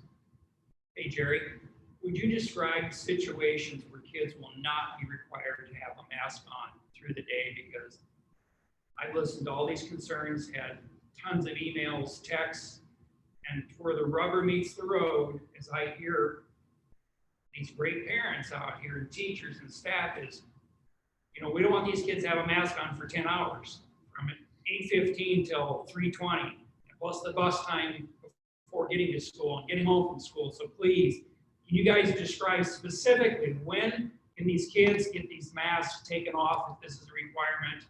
And I think it will help a lot of people be relaxed if they know that 2 or 3 or 4 times a day, those masks can come off in a certain classroom situation, or if this auditorium can be used for a class, obviously that can happen. If those masks can then be removed because you can be 6 feet apart. So if you could be a little specific on that, I'd appreciate that. Sure, and I think that's a great question. You know, we have opportunities, whether it's physical education, we are looking into whether it be music, band, and in other areas where we can use the outside environment for a classroom. And obviously that provides a lot more where students can get spread out, and also where the airflow is much different. And that gives us an opportunity to have kids not having to wear the mask. So that's something that we will take into account. We also have the recess time, and we have individual teachers who will take their students outside of class as well throughout the day. As our leadership team, again, that was one of the things that we talked about, is how do we get those opportunities available to our kids so that they don't have to wear the mask at all times. And so we've thought about that a lot. Physical education classes, oftentimes they'll go out in our west area where we have a large wide open area. If we have them out there for soccer and so forth, then there's an opportunity for kids to spread out. We've got a couple playground areas where they can spread out, and that gives them opportunities where they won't have to wear the mask on, you know, throughout the whole entire day. And so I know that we talked about, like I said, in our leadership team meeting, how can we get the kids outside so that they don't have to wear them. And then, you know, while they're in the classroom, they have that. Patty, you got it?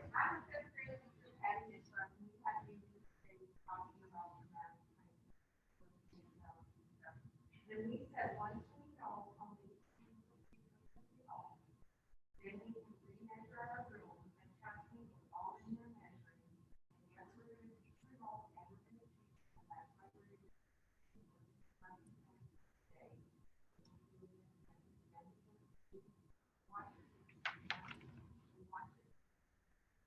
So we talked about if we have sufficient numbers from our class, moving desks around again.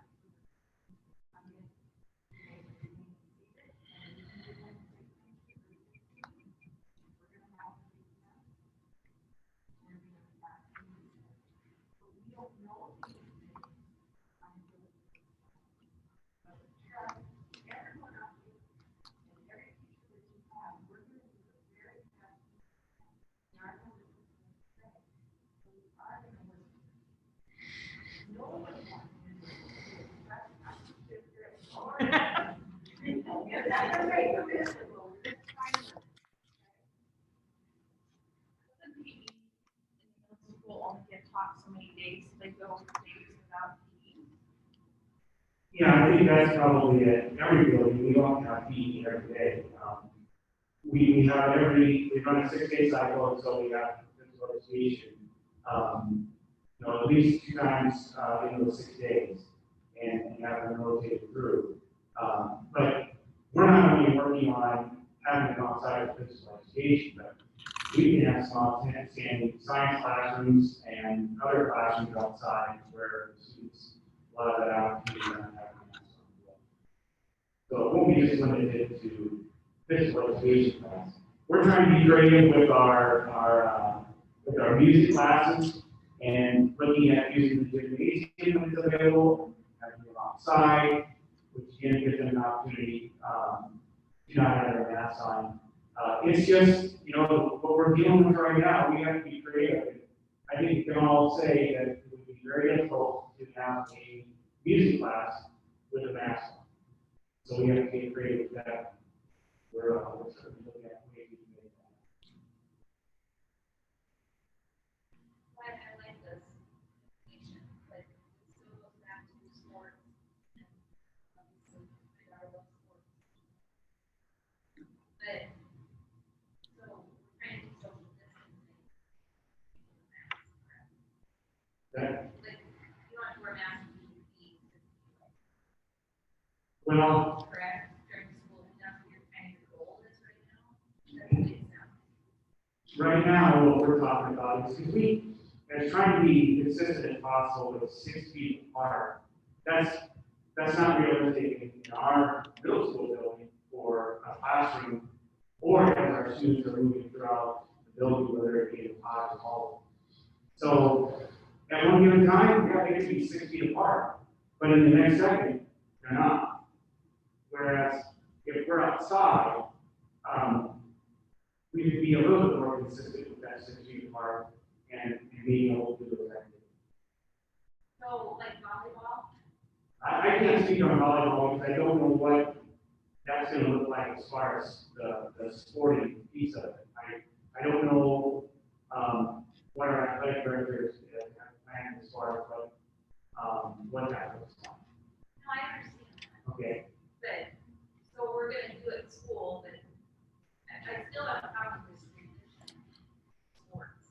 Because you do it all day in school, but then when you get on the volleyball court, there's no way. It's better sports. But basketball, you can go around. Then we're gonna be in a position where we need to think about the safety of our children in sports. So they can't social distance. Yeah, I don't know. I can't answer We your have question on that. one without the other. We have one, we have school day without sports. This is not a question. You know, like football. It's an extracurricular activity.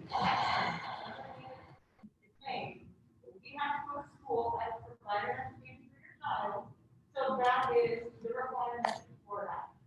I understand you want to talk about sports, sports are extra. They're not required by law. School is. Yeah, let's get back to the question. And If you're gonna allow those kids to do online class all day, and they're afraid of school, weekends, Saturdays, or I'm not gonna, I don't know. They will be eligible, yeah. They'd be eligible. Yeah, I don't know the answer to that. They have to be eligible to, if they want to. Yeah. So it'll go both ways, if you have a child who does do well wearing masks.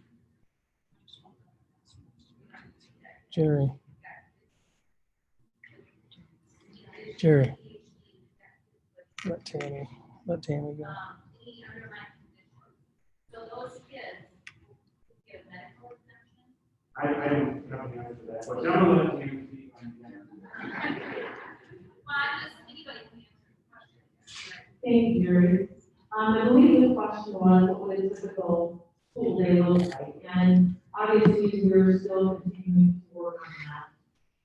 Some of the challenges that we face in the high school that are different from the other buildings is the fact that students have classes throughout the day. So a teacher can see anywhere up to 190 students in one day. So we decided to start tackling those big things like arrival to school, lunch, dismissal from school, study halls, things like that. And I appreciate, first of all, the fact that I have colleagues in the Rapid River Conference that are facing the same issues because they have concurrent enrollment classes. We also share with the neighborhood school district, so we have those students coming to our district. We share teachers between middle school and high school. We also bus down to the ag building and share those classes with a school across town.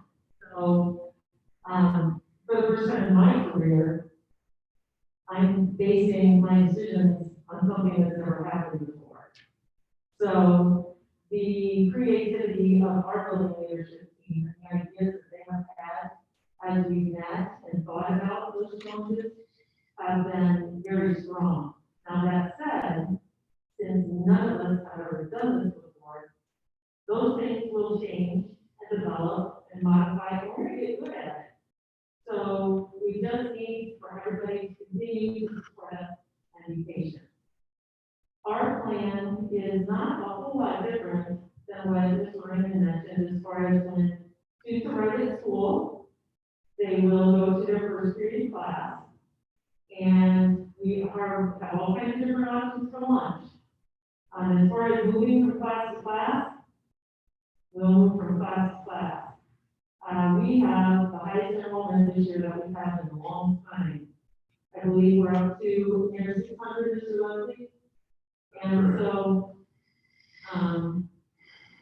pretty tough social distance with that many students. A lunchroom without social distancing can hold approximately 130.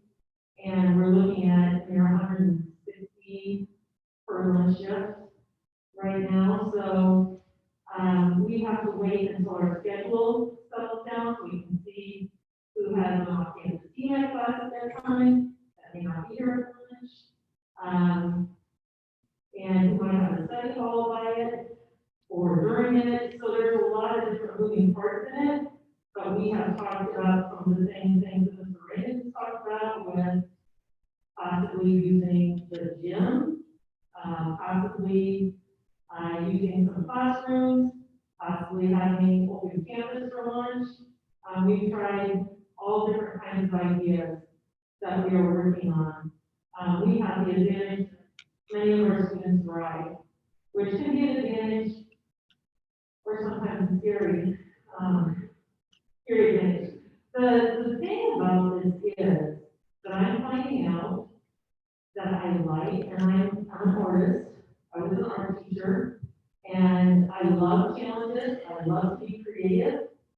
There are a lot of things that we're thinking about now that I hope we can keep as we get out of this, but I think make more sense than some of the things that we've done in the past. So I'm keeping an open mind. I'm trying to make sure to do what's best for our kids. I miss them terribly. And anything I can do in my building to keep them in this building, I will do. Because, gosh, I've seen some of them in the tiger shop. I've seen them coming in to get their concussion test. I stood on the stage at graduation and saw all those kids that I didn't see for months, and it about killed me. And I thought, I gotta get these kids back in school. We need to keep them in here. We need to get through this temporary roadblock the best way we can, working together when none of us really know what the right answer is right now. But we're gonna do our best. And our plan is gonna change and develop as we go through it. But I tell you what, our high school students are strong, they're resilient, they're smart. And I'm not saying their kids aren't. I just know my kids, right? And I know they want to be here. I want them here. And I will do whatever I can to make that happen. So we're trying to be as normal as possible. We have a challenge in a lot of classrooms with the 6-foot distance. But we're being creative. I've had teachers up here for weeks in classrooms trying to figure it out, taking things out, moving things around. So we're going by that CDC guidance, but there are kind of and all of those things that we need to follow in order to try to keep our kids safe. We are intending not to use lockers, and I will tell you why. If you take a look at our lockers for high school kids, there's one right on top of the other. And if you came out during our passing periods, they're on top of each other, trying to get in the lockers. And again, that's temporary. It's temporary until we can start using lockers again. And most of our kids, we don't have tons of textbooks for our classes. Most periods are computers. possibly an agenda, a water bottle. Our kids are in and out a lot, so they're organized in that regard with what they need. This will help them in planning, saying, oh gosh, I need this for this class. I mean, obviously, instead of being bulking our coat, you know, they can coat in a locker, but other than that, we're going to try to avoid using lockers. So they'll carry their stuff for the day in their backpack. Mm-hmm. And what about, they will not be socializing in the commons like they have in years before, they'll just go straight to a classroom? Correct. And lunch is still being implemented, but we need to bring that number down by making them maybe looking in a classroom or. Or on the campus, or maybe other classroom. Mm-hmm. Yeah, we just, a little time and space. You know. I want to thank everybody though for your passion and your support and your creativity, and I'm telling you, when you do something you've never done before, you just try to do the best you can and be smart enough to know that, oops, this is not working. You probably better try it first. So, thank you.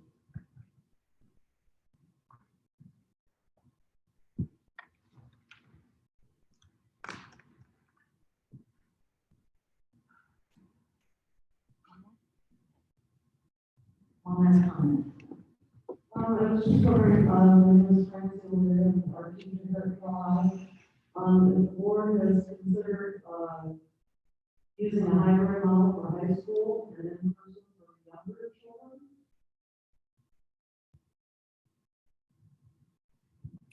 We just received this plan last night at Right. 5 PM. We have not seen this plan. So we haven't thought about anything at this point. I mean, those of us, we spent most of the day looking at it, reading, hearing from people, which we needed to hear. But to be honest, we haven't thought of anything. We just saw this plan last night. I'd like to just comment on top of that. Folks said that we have two choices in front of us. One, we're going to have to go more restricted, or two, we're going to be licensed. We've got approximately 1,700 students that are coming in 4 buildings and over 200 staff, and into teachers, support, and all the workers, the nutrition folks, and everybody involved. So think about 1,800 people going into 4 buildings. And all the comments we've heard out here today, we've gotten those texts and emails. I read those. I read the documents on the medical stuff, on masks. They're great help. They're not that effective. They're done right. It's very confusing. When I look at what happened back in March, I do not want that to happen. Number one objective is we keep these kids in school, we keep them in front of these teachers, because if we don't have that, we're going to lose some students. I get worried about high school kids. If we have to go all online, even though it's mandatory, how many are not going to graduate? They just don't quite get the credits, they don't have the help and assistance at home. I hate wearing a mask. I don't like it. It goes against my nature. I shouldn't say I hate it, I tolerate it. But it's one of those things that, I'm doing it more because I realize that it's kind of a bit of a necessity. So my nature is that, I just do not have to wear one. I carry one with me when I have to, when I have to. When I boil down to my objective, I believe as a board member is one, priority, educating these students, making sure they get the best education, get the best chance to get. And this mask thing it's horrible for all of us. I get it. I get it where you don't want them. I get it where you do want them. But at the end of the day, we're going to put 1,700 kids in these 4 buildings. And how do we protect these kids? And we go the most restrictive route. I say, let's have a required mask. Let's go ahead and allow these administrators to unmask it as best they can. Teachers unmask it as best they can and put the trust and faith in them. Because I don't believe they want to put a kid in a mask all day long. I know these administrators. I know a lot of you teachers out there, you want to do what's best for these kids. But if we go at least restricted amount, my fear is we have an outbreak, we have to go back to what happened in March. We're going to lose some kids, they're going to be behind. We got certain percent of student staff or students here that don't come from a home that have zero internet. It's in the survey, I don't know what the percent was, I'm guessing that's 6, 7, 9%. They're gonna be behind. Online learning is great for kids that are in high school and college, but get in these lower grades with a working mom that doesn't have a middle figure in the home. Who's gonna help that third, fourth, second grade get online? They're working at home late at night. They're burned out, gotta make supper, they're gonna all of a sudden help that kid. We're gonna get behind. We've gotta have these kids in the classroom. We've gotta get them in here from these teachers where they're supported with as much staff as possible. And we're gonna have hiccups along the way. Biggest thing I see we gotta be is fluid. We gotta be able to adjust this thing and change it. If we get down the road here, and get to the point where we can just say, hey, you don't need the mask anymore, I'll be the first one to make that motion. You know, today, just to be honest with you, I struggled with this, where we need to go with it, but I have to keep going back to my core at heart, what I want for our kids, and that is to get them in the classroom, keep them here as best we can, because if we get into the hybrid models, I think that's a great backup. I actually have two grandchildren, one year they're in hybrid model, and my daughter just finished at that. Because of the disruption of the schedule. It's very, very disruptive. Some of these kids need routine, very, very consistent routine, and it's very disruptive in behaviors. Got a lot of kids on reduced lunches here. They need to be in school to get meals. We were feeding over 1,000 kids a day on the Mondays and Wednesdays, just in Carroll and Carroll. Another 5, 6, 7, I mean, a lot of people need meals and systems. So it goes beyond a lot of things, and I know it's hard for all of us sometimes to put down where we're at and what we want. And I just at heart, we gotta just, again, let's put these kids first. Ooh, I think we can work through this. There's gonna be some bumps along the road. There's gonna be some things that come up. If you need to call our administrators, I know these folks, they work with people. They work with you, they help get through issues and situations you have at home that aren't the best. Any last comments I need to hear? And again, I want to thank you all for your comments. I appreciate it. I know I didn't get a chance to reply back to a lot, but I did hear a lot of those. And I do appreciate that very much. So. Thanks, Jim. Well, I think we're ready to go on here. I have some questions. Oh. I have some questions, Karen. Okay. Are we ready to go online, Casey, for all the curriculum, K through 12, if we need to? Yes. I mean, today, could we do it today? Yes. Well, I mean, we will be ready when school starts to go online K-12. With our curriculum, we have. Uh-huh. I know at the high school we talked about ingenuity. I've never seen the program, however, I taught for virtual K-12 virtual school in Virginia for 8+ years. And I can tell you with 100% certainty that kids get a better education when you're in front of teachers. And I was one of those virtual teachers, and I can say that from being in the order and being online, it's completely different. Also, Edgenuity, my concern with Edgenuity is we have amazing staff. We have amazing courses at the high school that these kids can take. One of them being Chelsea's Tiger Vision out there.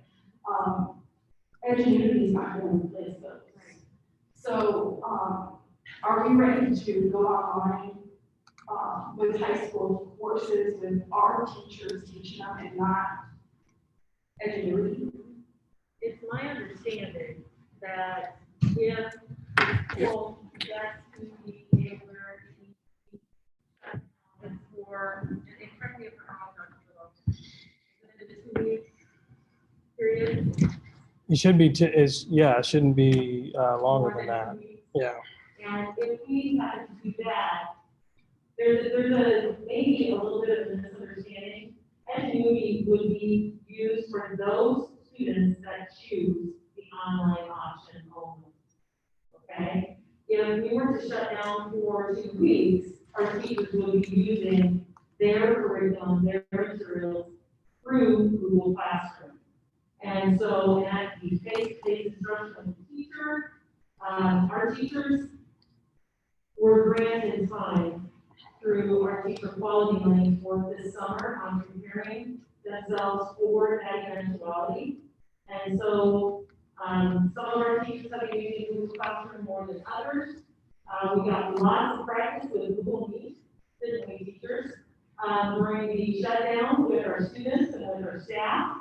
And so our skills, because of the fact that our district has supported, are not only the equipment that you have allowed for us to utilize, but also for the training that we've had in order to become proficient with it. Now, are we perfect? No. But I will tell you that we have some pretty tech savvy people in our district, and we've got great people that have trained us and worked with us. And our teachers, I would agree with Dr. Carroll. If we get to that point, yes, we're ready. But that's different than community. A community is for a student that would choose solely online, and that is also a great program that we have had in our district for our high school for probably 10, 12 years. So it is not a replacement for face-to-face. That is fast. Hands down, I don't care if they're in college or high school or middle school or elementary. Face-to-face is fast. Yeah. So, my daughter just had ACL reconstruction. Carrying her backpack. Walk around with full infection. If I get a note from her doctor, is she gonna be allowed to walk to the school without a mask on, or is she gonna have to wear a mask? Because she can barely walk around and, with the way it is now.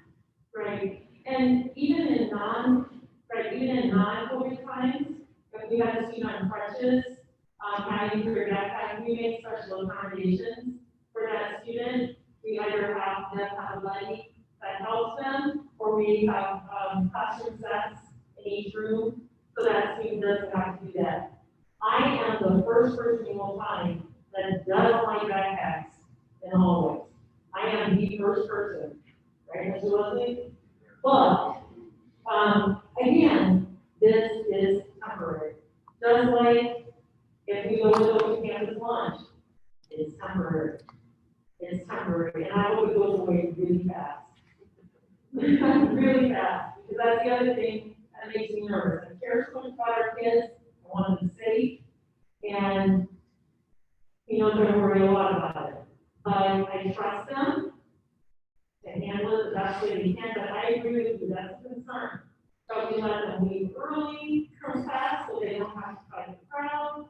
We'll do whatever it takes to keep your child safe. Thank you for asking. Thank you, Karen. One of my other questions, and I apologize, but I have these all written down as I was reading through everything today. Several years ago, when I first came on board, and I have a year left, we had an air quality problem in high school.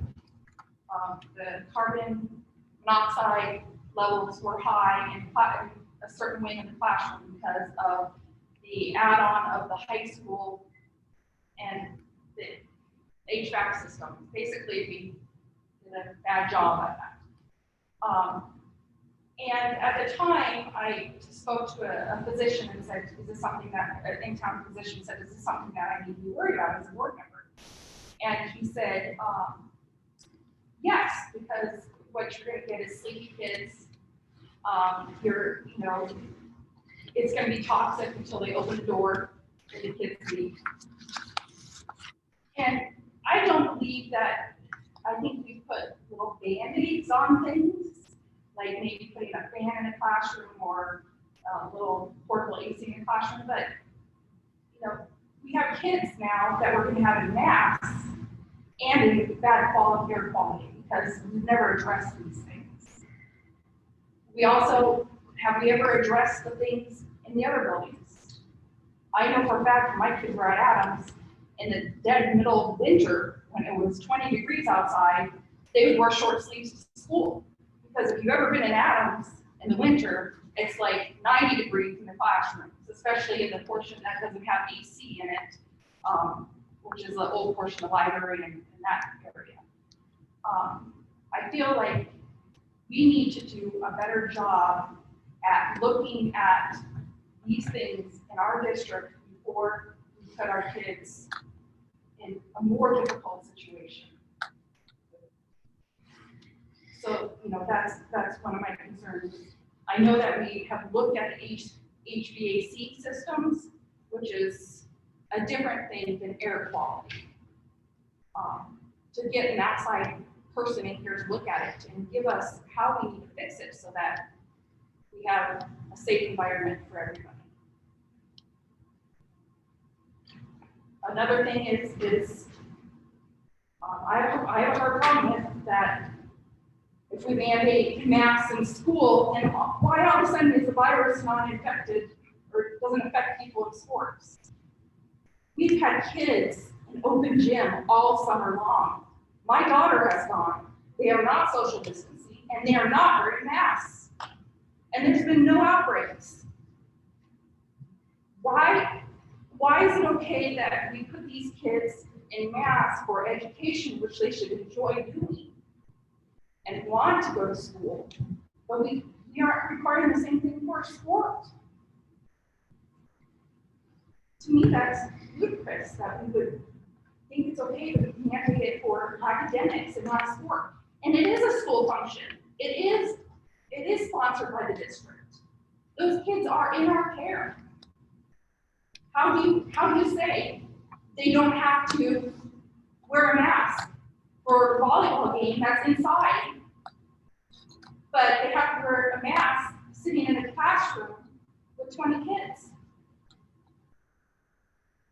I have a hard time with this. I'm the only one up here that has kids in this district.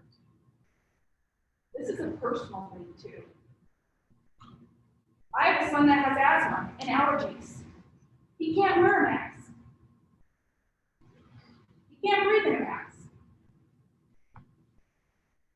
How is he going to feel when a teacher says, put on a mask? He's obedient. He listens to authority. What position do I can put him in? I'm the parent. I have a choice. Yeah. The CDC does not. I was just reading the CDC guidelines for schools, and they're saying shields. I have it. It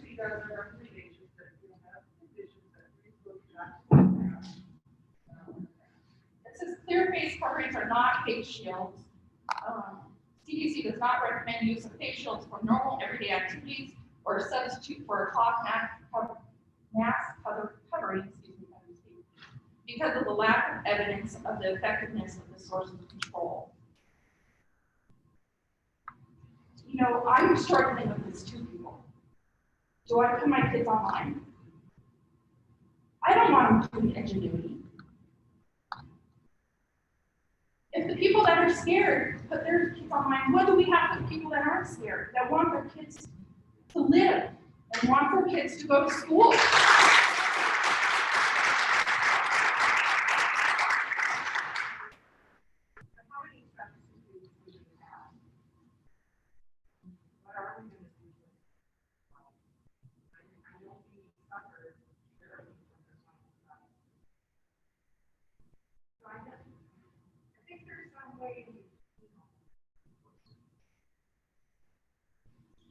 If your teacher wants to wear a mask, let them wear a mask. Yeah, it's a choice. If you want to protect yourself from wearing a mask, wear a mask. Now we're gonna be out of control here.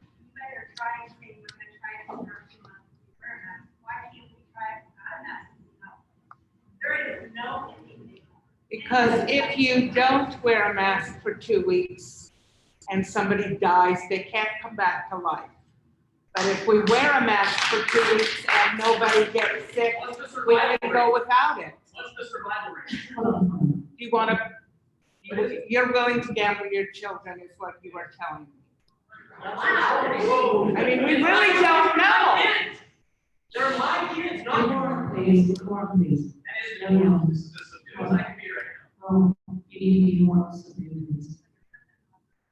This is a huge thing, and we're just gonna gloss over and keep the meeting going, gotta get to the next thing, it's huge, a face mask for a kid, that would be psychological impact, that would be huge for a kid. Psychological impact of their teacher time with people. How many times has that happened? What's the stat? Maybe you're not Survival rate is 99%. Hello, we need to, there's no, we need to move on. So if you want to take it outside, you can, but we're going to have a meeting, we're going to have a proper meeting. Thank you. Do you have something different then? I'm just curious, can you change the verbiage to take out the word required, maybe put it in expected, because we have a whole lot of rules here that are expected for kids to follow. PBIS are expectations that we have, there's classroom expectations that we have. What would happen if the verbiage was changed?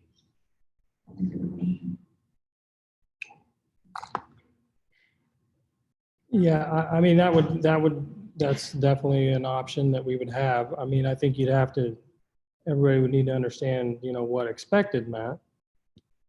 So we'd have to figure out how to define that. And we talked about all those things. We talked about those words, and in the end, we got management issues, regardless of what we decide here. Okay, one last thing, I'd like to kind of piggyback on what Jen was saying. Before yesterday, the board was thinking that we were going as mask optional. And then at 5 o'clock yesterday, we found out that no, mask will be required. So we really had to struggle with thinking about these issues as well and what would be the best thing to do. And as I have looked through a lot of data and a lot of different articles and thought about options and read different emails and letters that were sent to me, and honestly, it's 50-50 on choice versus mandation of the mask. So there is really, there are a lot of options, a lot of opinions. And coming into this meeting, one of the things that stuck out to me very much so was the arbitrariness of athletics versus academics, and the fact that we can actually let our students go and play sports and touch everything, touch each other, and not be distanced and not wear masks, and then go back into the classroom and then be required to wear masks. And it really upset me because I remember that the Iowa recommendations from the Iowa High School Association, and I did find that they are recommending masks. So just to let you know that. And it is actually in the form, I spoke to the lawyer and he said, yes, it's right there. So there is some arbitrariness on some of these things. Again, I do think that by listening to everybody today and by having the different building reps and teachers trying to mitigate and help with taking off masks and moving things around, I'm a little less concerned about having masks on all day because they're going to work really hard and diligently. But I still have that question about that. So it does really make me think that there is some discrimination with sports versus academics. And I don't know how to move the two together. But I just wanted to bring that up, and I'm concerned about arbitrariness of that. But I think at this point, if we don't have any new or different comments, we should move on and address the return to normal and consider for approval. Yeah. Sure. I've got teenage boys in our hospital. I can talk about that. So don't take that as I'm yelling at you. I'm just trying to be gentle. So first of all, I want to thank every parent, community member that contacted me and gave me their thoughts and concerns. I read every single one. And when I was running for school board, I said we have to take into account the stakeholders. We're the stakeholders, and thank you for The second thing is, I think we can all agree that our teachers, Casey, all of the staff and administration have been working their behinds off for the last how many months, and they are trying to do the best they can. They're coming up with wonderful ideas. They realize that things are changing. They're doing the best they can. So please believe that all of us up here, all of the teachers, we're going to make the decision that we believe is best based on the information that we have now, and that we all, as Dwayne said, we want to make sure that the kids, the teachers, the staff, everyone in the school is safe and safe. So just please believe that we want the kids in school. And it's not just about the kids getting back in school, it's about keeping them in school. So with that, I got 2 questions about approving the agenda or approving the proposal. So the first thing for Casey, so is this considered, if we would approve this, is this a jumping off point that would, change as different, it would change it as necessary as different things arise?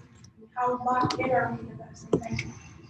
Well, knowing that this is just our jumping off point and we're gonna work and change things that need to be. yeah, I mean, as it says in the top here, all plans are subject to change. So, I mean, I think throughout this whole thing, things have changed. New information comes out, new guidelines, new conditions in the county. So everything's subject to change. So. This is just a starting. And then my second question is if we do not approve this, how do we move forward? Well, I think you have a couple, this is the plan that was given to you, as a recommendation. Just like with any recommendation, you can accept it, not accept it, or you can accept parts of it and not parts of it. You would have all those options available. We have to, and everybody needs to know how we're moving forward. And we, unfortunately, this situation, we've had to do a lot of things last minute, so to speak. I don't feel like this was, I get what everybody's saying where you got it last night or yesterday, and it feels last minute. But it's, it's the best we can do in the situation that we have, I feel like. So I feel like those are your choices. If you would just say we don't approve this plan, then, I guess I would say then you need to say what you want us to do.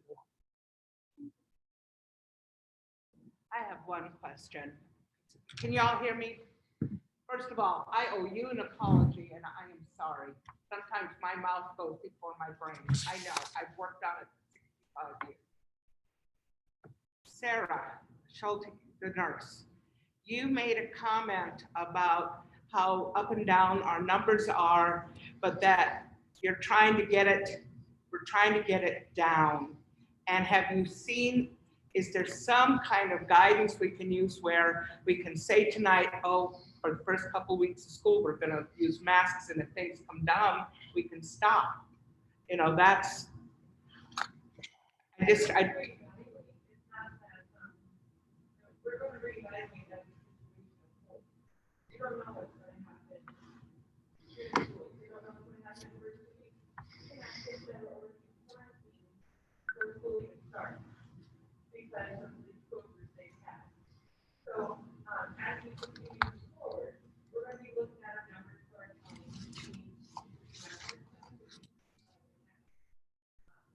Currently, like I said, we're not going to the numbers right now. okay, thank you. What do they do in high school? Things for ingenuity. If a student was in quarantine and they're in the middle, for instance, in the middle of class, and then does a teacher then continue to teach online? Because you can't just switch them to ingenuity after they started the class. Ingenuity is for students that would get to a semester or a year or however. They have to make a commitment. Say, I will do this for a semester. Because you can't have kids copying in and out just like you said. That would be working with that teacher on Google Classroom. Our kids are really used to that because that's what we use for the past 5 years. And our kids are getting better at it. And the training that they've had this summer has helped them get even better at it. So not knowing and never having had that happen before, although we have had some cases where students have had to have surgeries or different other medical issues where they have had to be out for extended periods of time.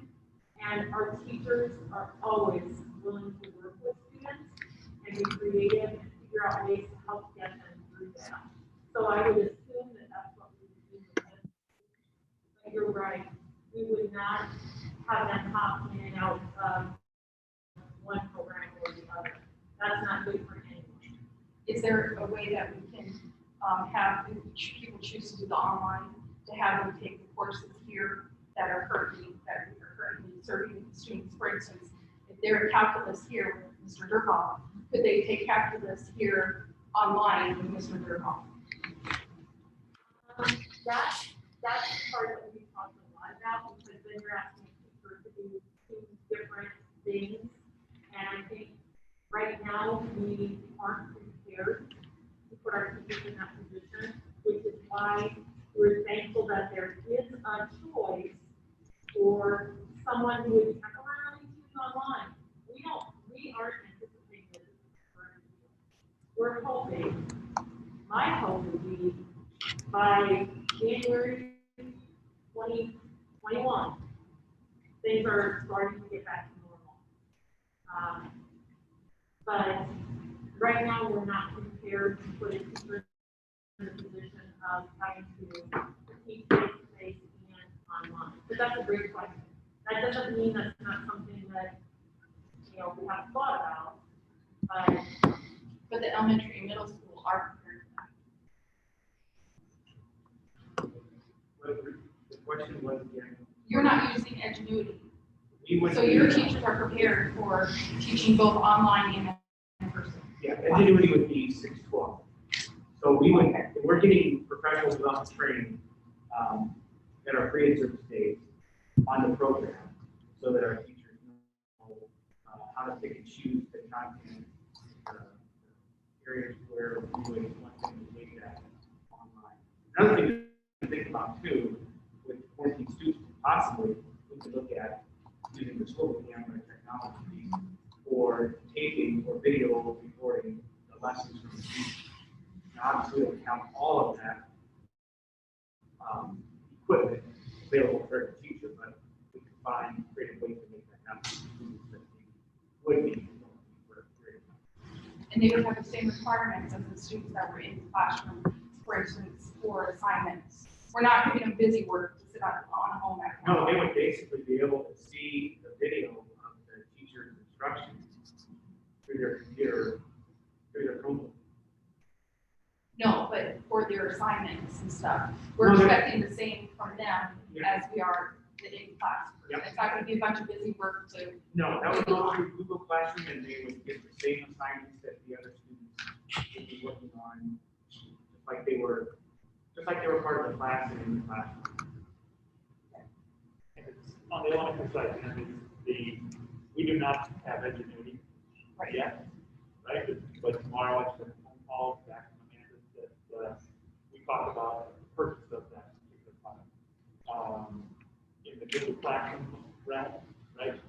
All the teachers are prepared, not all the teachers are getting trained up on that particular product so that we can maintain the expectations. One of the challenges, real challenges, we're trying to do dual Google Classroom and then face-to-face, right? So that's another challenge one of the face administrative teams to decide how can we do this.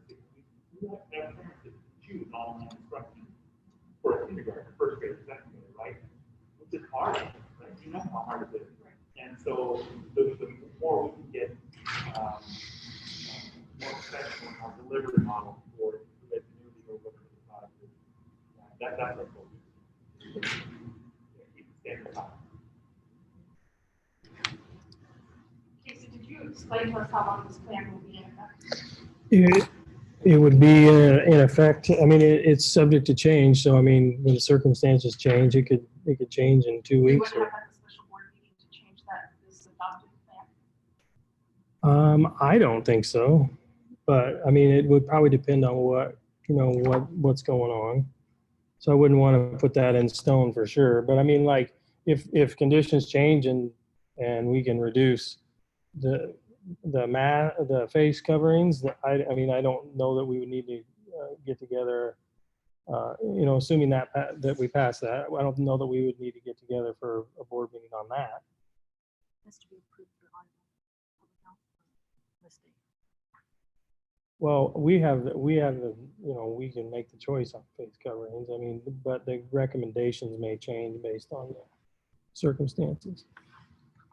I did notice that the CDC recommends that we have a policy for bullying and discrimination may arise due to wearing masks or not wearing masks.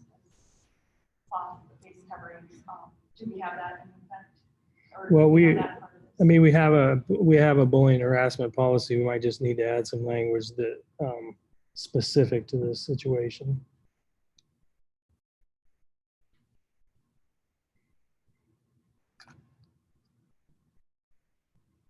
Casey, one question I would have with regards to any students that severe asthma, where there are medical conditions, we're going to require, how are we going to document that, or is that already documented through the registration process, kids that have those issues, just so there's clarity for a teacher in a classroom that, okay, we have a student that should not be wearing a mask. Can you clarify that for us a little bit as to what that process would look like? Well, we know that there would be students that it's not feasible for them to wear a mask, and so and then we know that there are kids and staff that would have medical issues. So I think we would work with those families in terms of I don't know what the documentation looks like, because I don't know what they can obtain from a doctor or not. We would work with our school nurses on that. I just want to know what expectations we need to have out there for the public. If they have a concern, a child, okay, my child really has a issue or some medical issue comes up, what step do they need to go to for that child to be in school without a mask on? And just so that's clearly communicated to the community. I think that's very important. Because we talk about, the word mandated has been used so many times in this mask, it's required. But it means the same thing. Big definition on that, but it's a little different to require it than to mandate it, because required means some people are not going to be required under the CDC guidelines. There are groups of people that are not required to wear a mask, and I would want our district to follow those requirements. Is it just going to be a medical exception? I think it doesn't speak to medical or religious. Medical or religious. Yeah, and I don't know that medical people I don't know what kind of document a parent can get related to this, or can they?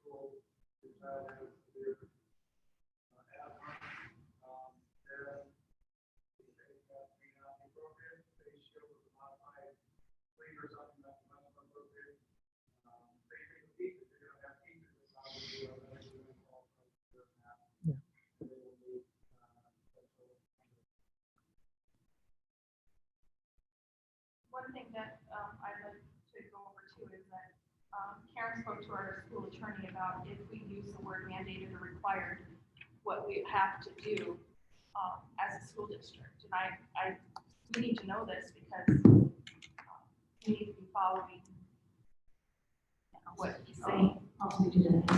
One of the things that he clarified was when you mandate something that's different, you ask them to have choice. When you mandate that you have to wear masks you must, first of all, provide them for students.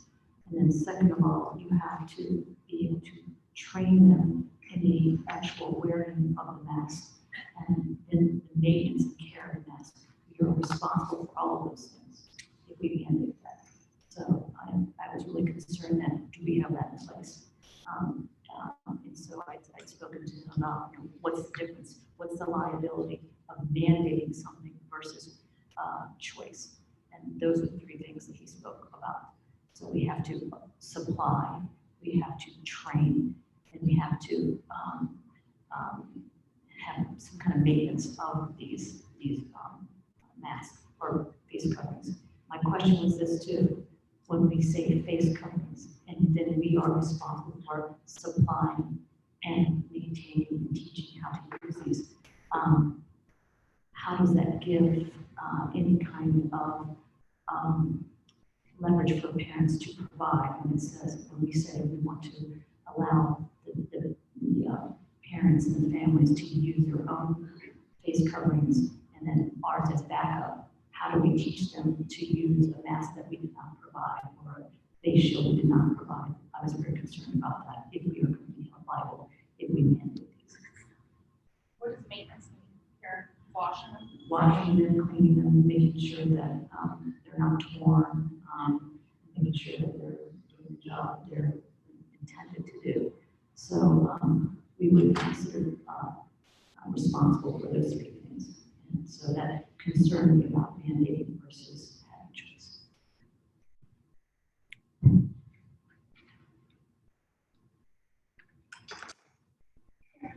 Yes. We also have a liability. If someone has the disease and dies from it, you trace back to the school and you follow the guidelines? Well, no, I did ask that also.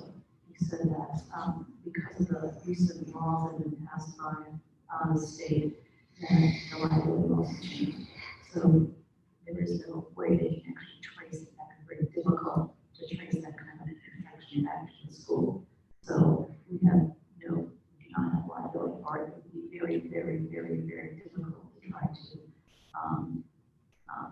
piece that together. And there's some phrase he uses, I can't remember exactly what it was, but due to the recent changes in the law at the state level, no, they cannot hold us liable. We're not either following the guidelines specifically, because there's so many different counties, they're doing so many different things, and many of them are not following the guidelines by any means. So he said no, that that would not actually I did ask that.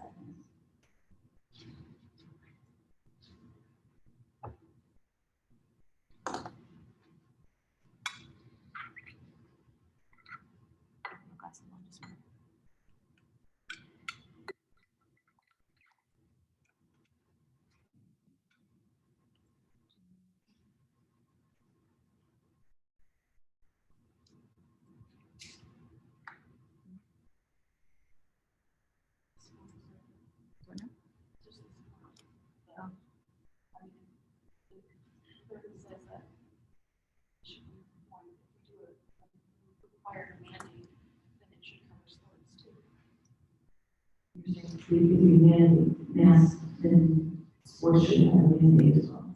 Yeah, I mean, that's what the recommendation, if we're going to follow the recommendation, then that's. And then she went, Yeah. if you're not. Jen, what was your question? I said, if this is sports, basically, if we're mandating them or requiring them, to me, are the same things. For academics in the school, then if we're following the guidelines, it clearly states in here that they should be wearing masks and practice and social distancing as much as possible too. I know it's a little different when they're outside in football, but you know, the big other season is volleyball, and we had to hire another volleyball coach because we have so many members for volleyball. I do know the Iowa Athletic Association is coming out with guidelines for volleyball. They're out. They're right cross there. country, all of the sports. Yeah, it says they strongly encourage all participants and spectators to practice social distancing and wear face coverings whenever possible. Yeah, and within that, there are guidelines. They've already got them out. I know, like girls, example, on volleyball, they're not flipping sides. They stay on one side of the court. There's a whole set of new guidelines, and it's going to be different for every one of those sports that are coming out by the athletic association. So I guess to me, I would interpret that we're going to follow those guidelines. I think some of the players, if they're sitting on the bench and the sidelines, they can't space them so far apart. I know in football, they're talking about extending them down to the 10-yard line. If they can't, then they're going to have to have mask on. So it's another whole discussion, another whole set of guidelines. I know this from most recent one here. This has to do with all sports. Talk about training rooms, I'm sure. There have been masks worn in the training rooms. There may not be concessions. So it's a whole different set of guidelines that are going to come there with the sports. It's right on their website. It says masks are encouraged but not required to be worn by players, game officials, changing, assistants, managers, athletic trainers. It is a recommendation if foreign players and coaches wear a mask that is not required. That, That's football. right on their Yeah. website. Is that football? Football. Okay, Yeah, because volleyball has a whole new different Volleyball's set. If you guys just go by what they say here, I mean, does that have to be a restricted plan? Does it have to be a restricted learning plan? Can we just trust the Iowa High School Athletic? Yeah, that's exactly where I'm at. Well, let's say it's a Follow those dichotomy. guidelines. Well, it is, but there's also a lot of people that are playing football that are gonna walk the halls here. No. I know they don't have 600 people on the football field, and I have 600 people that play volleyball. What we're saying now is that they are students and they come back into the classroom. So if we're requiring all students to wear a mask at all times in the classroom, why is it that we're not requiring the athletes to do that as well when they are not distancing 6 feet, and that is a requirement with the mandate? That is my concern.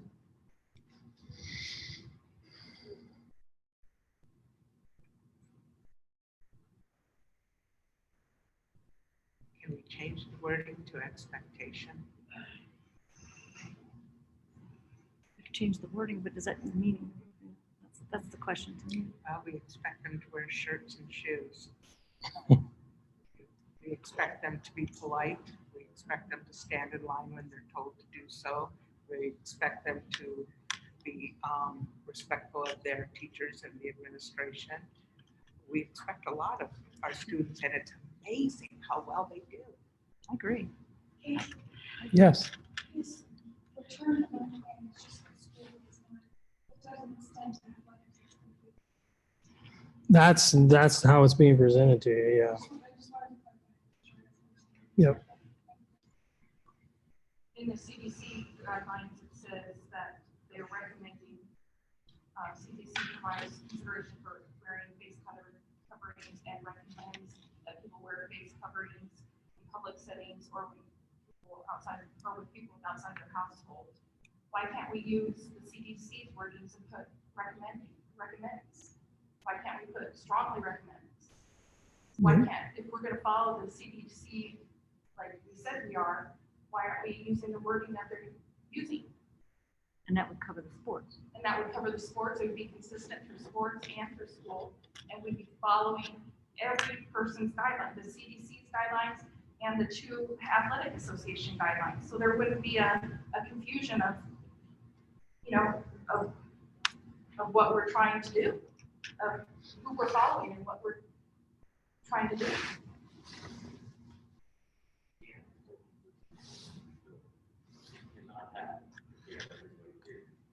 Right. If we don't have masks, require to be 6 feet apart, we gotta come up with a not gonna work.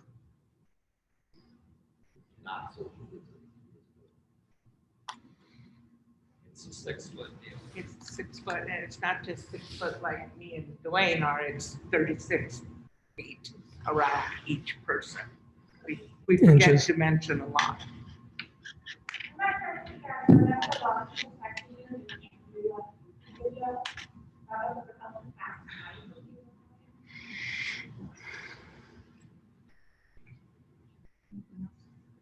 Good.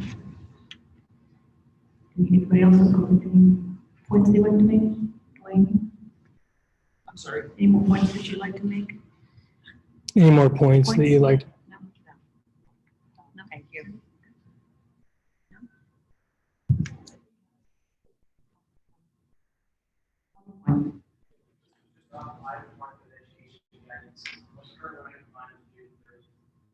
this was their return to learn. Right on their website. Not going to work with that on the website. Let's have this. Said while Facebook was hammered, this is where COVID-19 was unpopular, but other social distancing measures are difficult to maintain.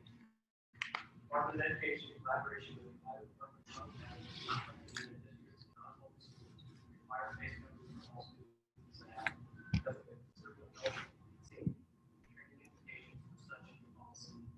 So that not only will help legal. Yes, probably. I love Department of Education.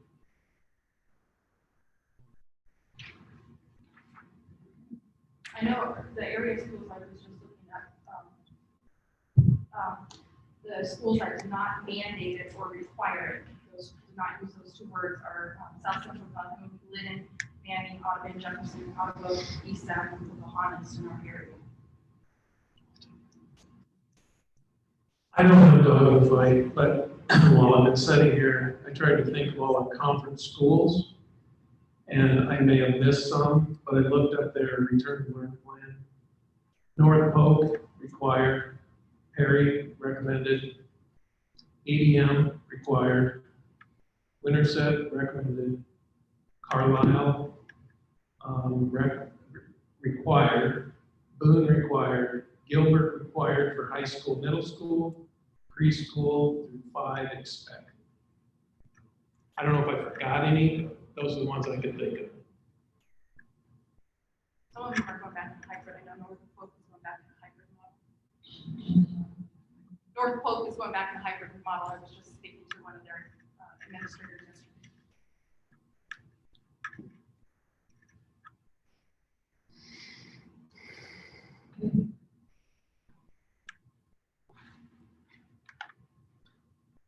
We're in the moment, we can consider the return to learn plan.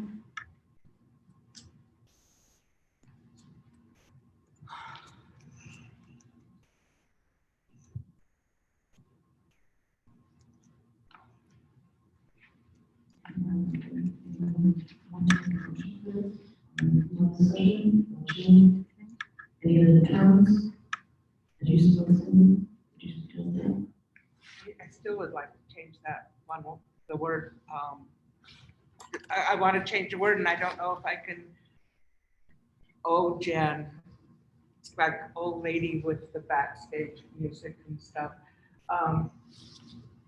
Can we make a motion? Can I make a motion, but that we change the word required to recommend? Can we do that or, because I think this is a pretty solid plan for the most part. I'm real happy with it. Thank you. Thank you, thank you, thank you, all of you that have worked hard on this plan. Even if you could strongly recommend, that's what I was, because then we're consistent. I mean, on the buses, they're gonna have to wear masks on the buses. Yeah, yeah. And within passing periods, I think that would be doable, but,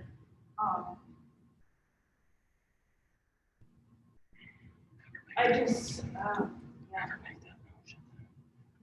I move to change the wording to strongly recommend use of face coverings.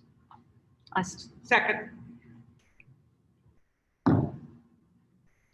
Jennifer? Yes. Dwayne? No. Karen? Yes. Monica? Cindy? Yes.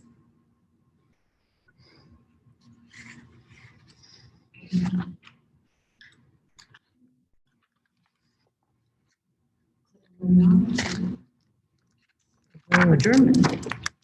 Motion to adjourn. Second. All all those say in favor, say aye. Aye.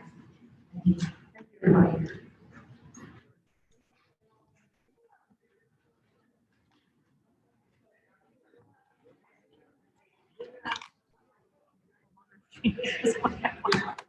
But I wanted to run talk, and I believe I did her every month. Otherwise, I'd be home in bed. Yeah. Oh, yeah, it's hard. It's hard to manage it.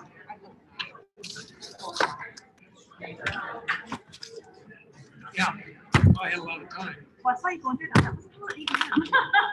I was like, Did I miss any schools? I can't. I would, Our conference.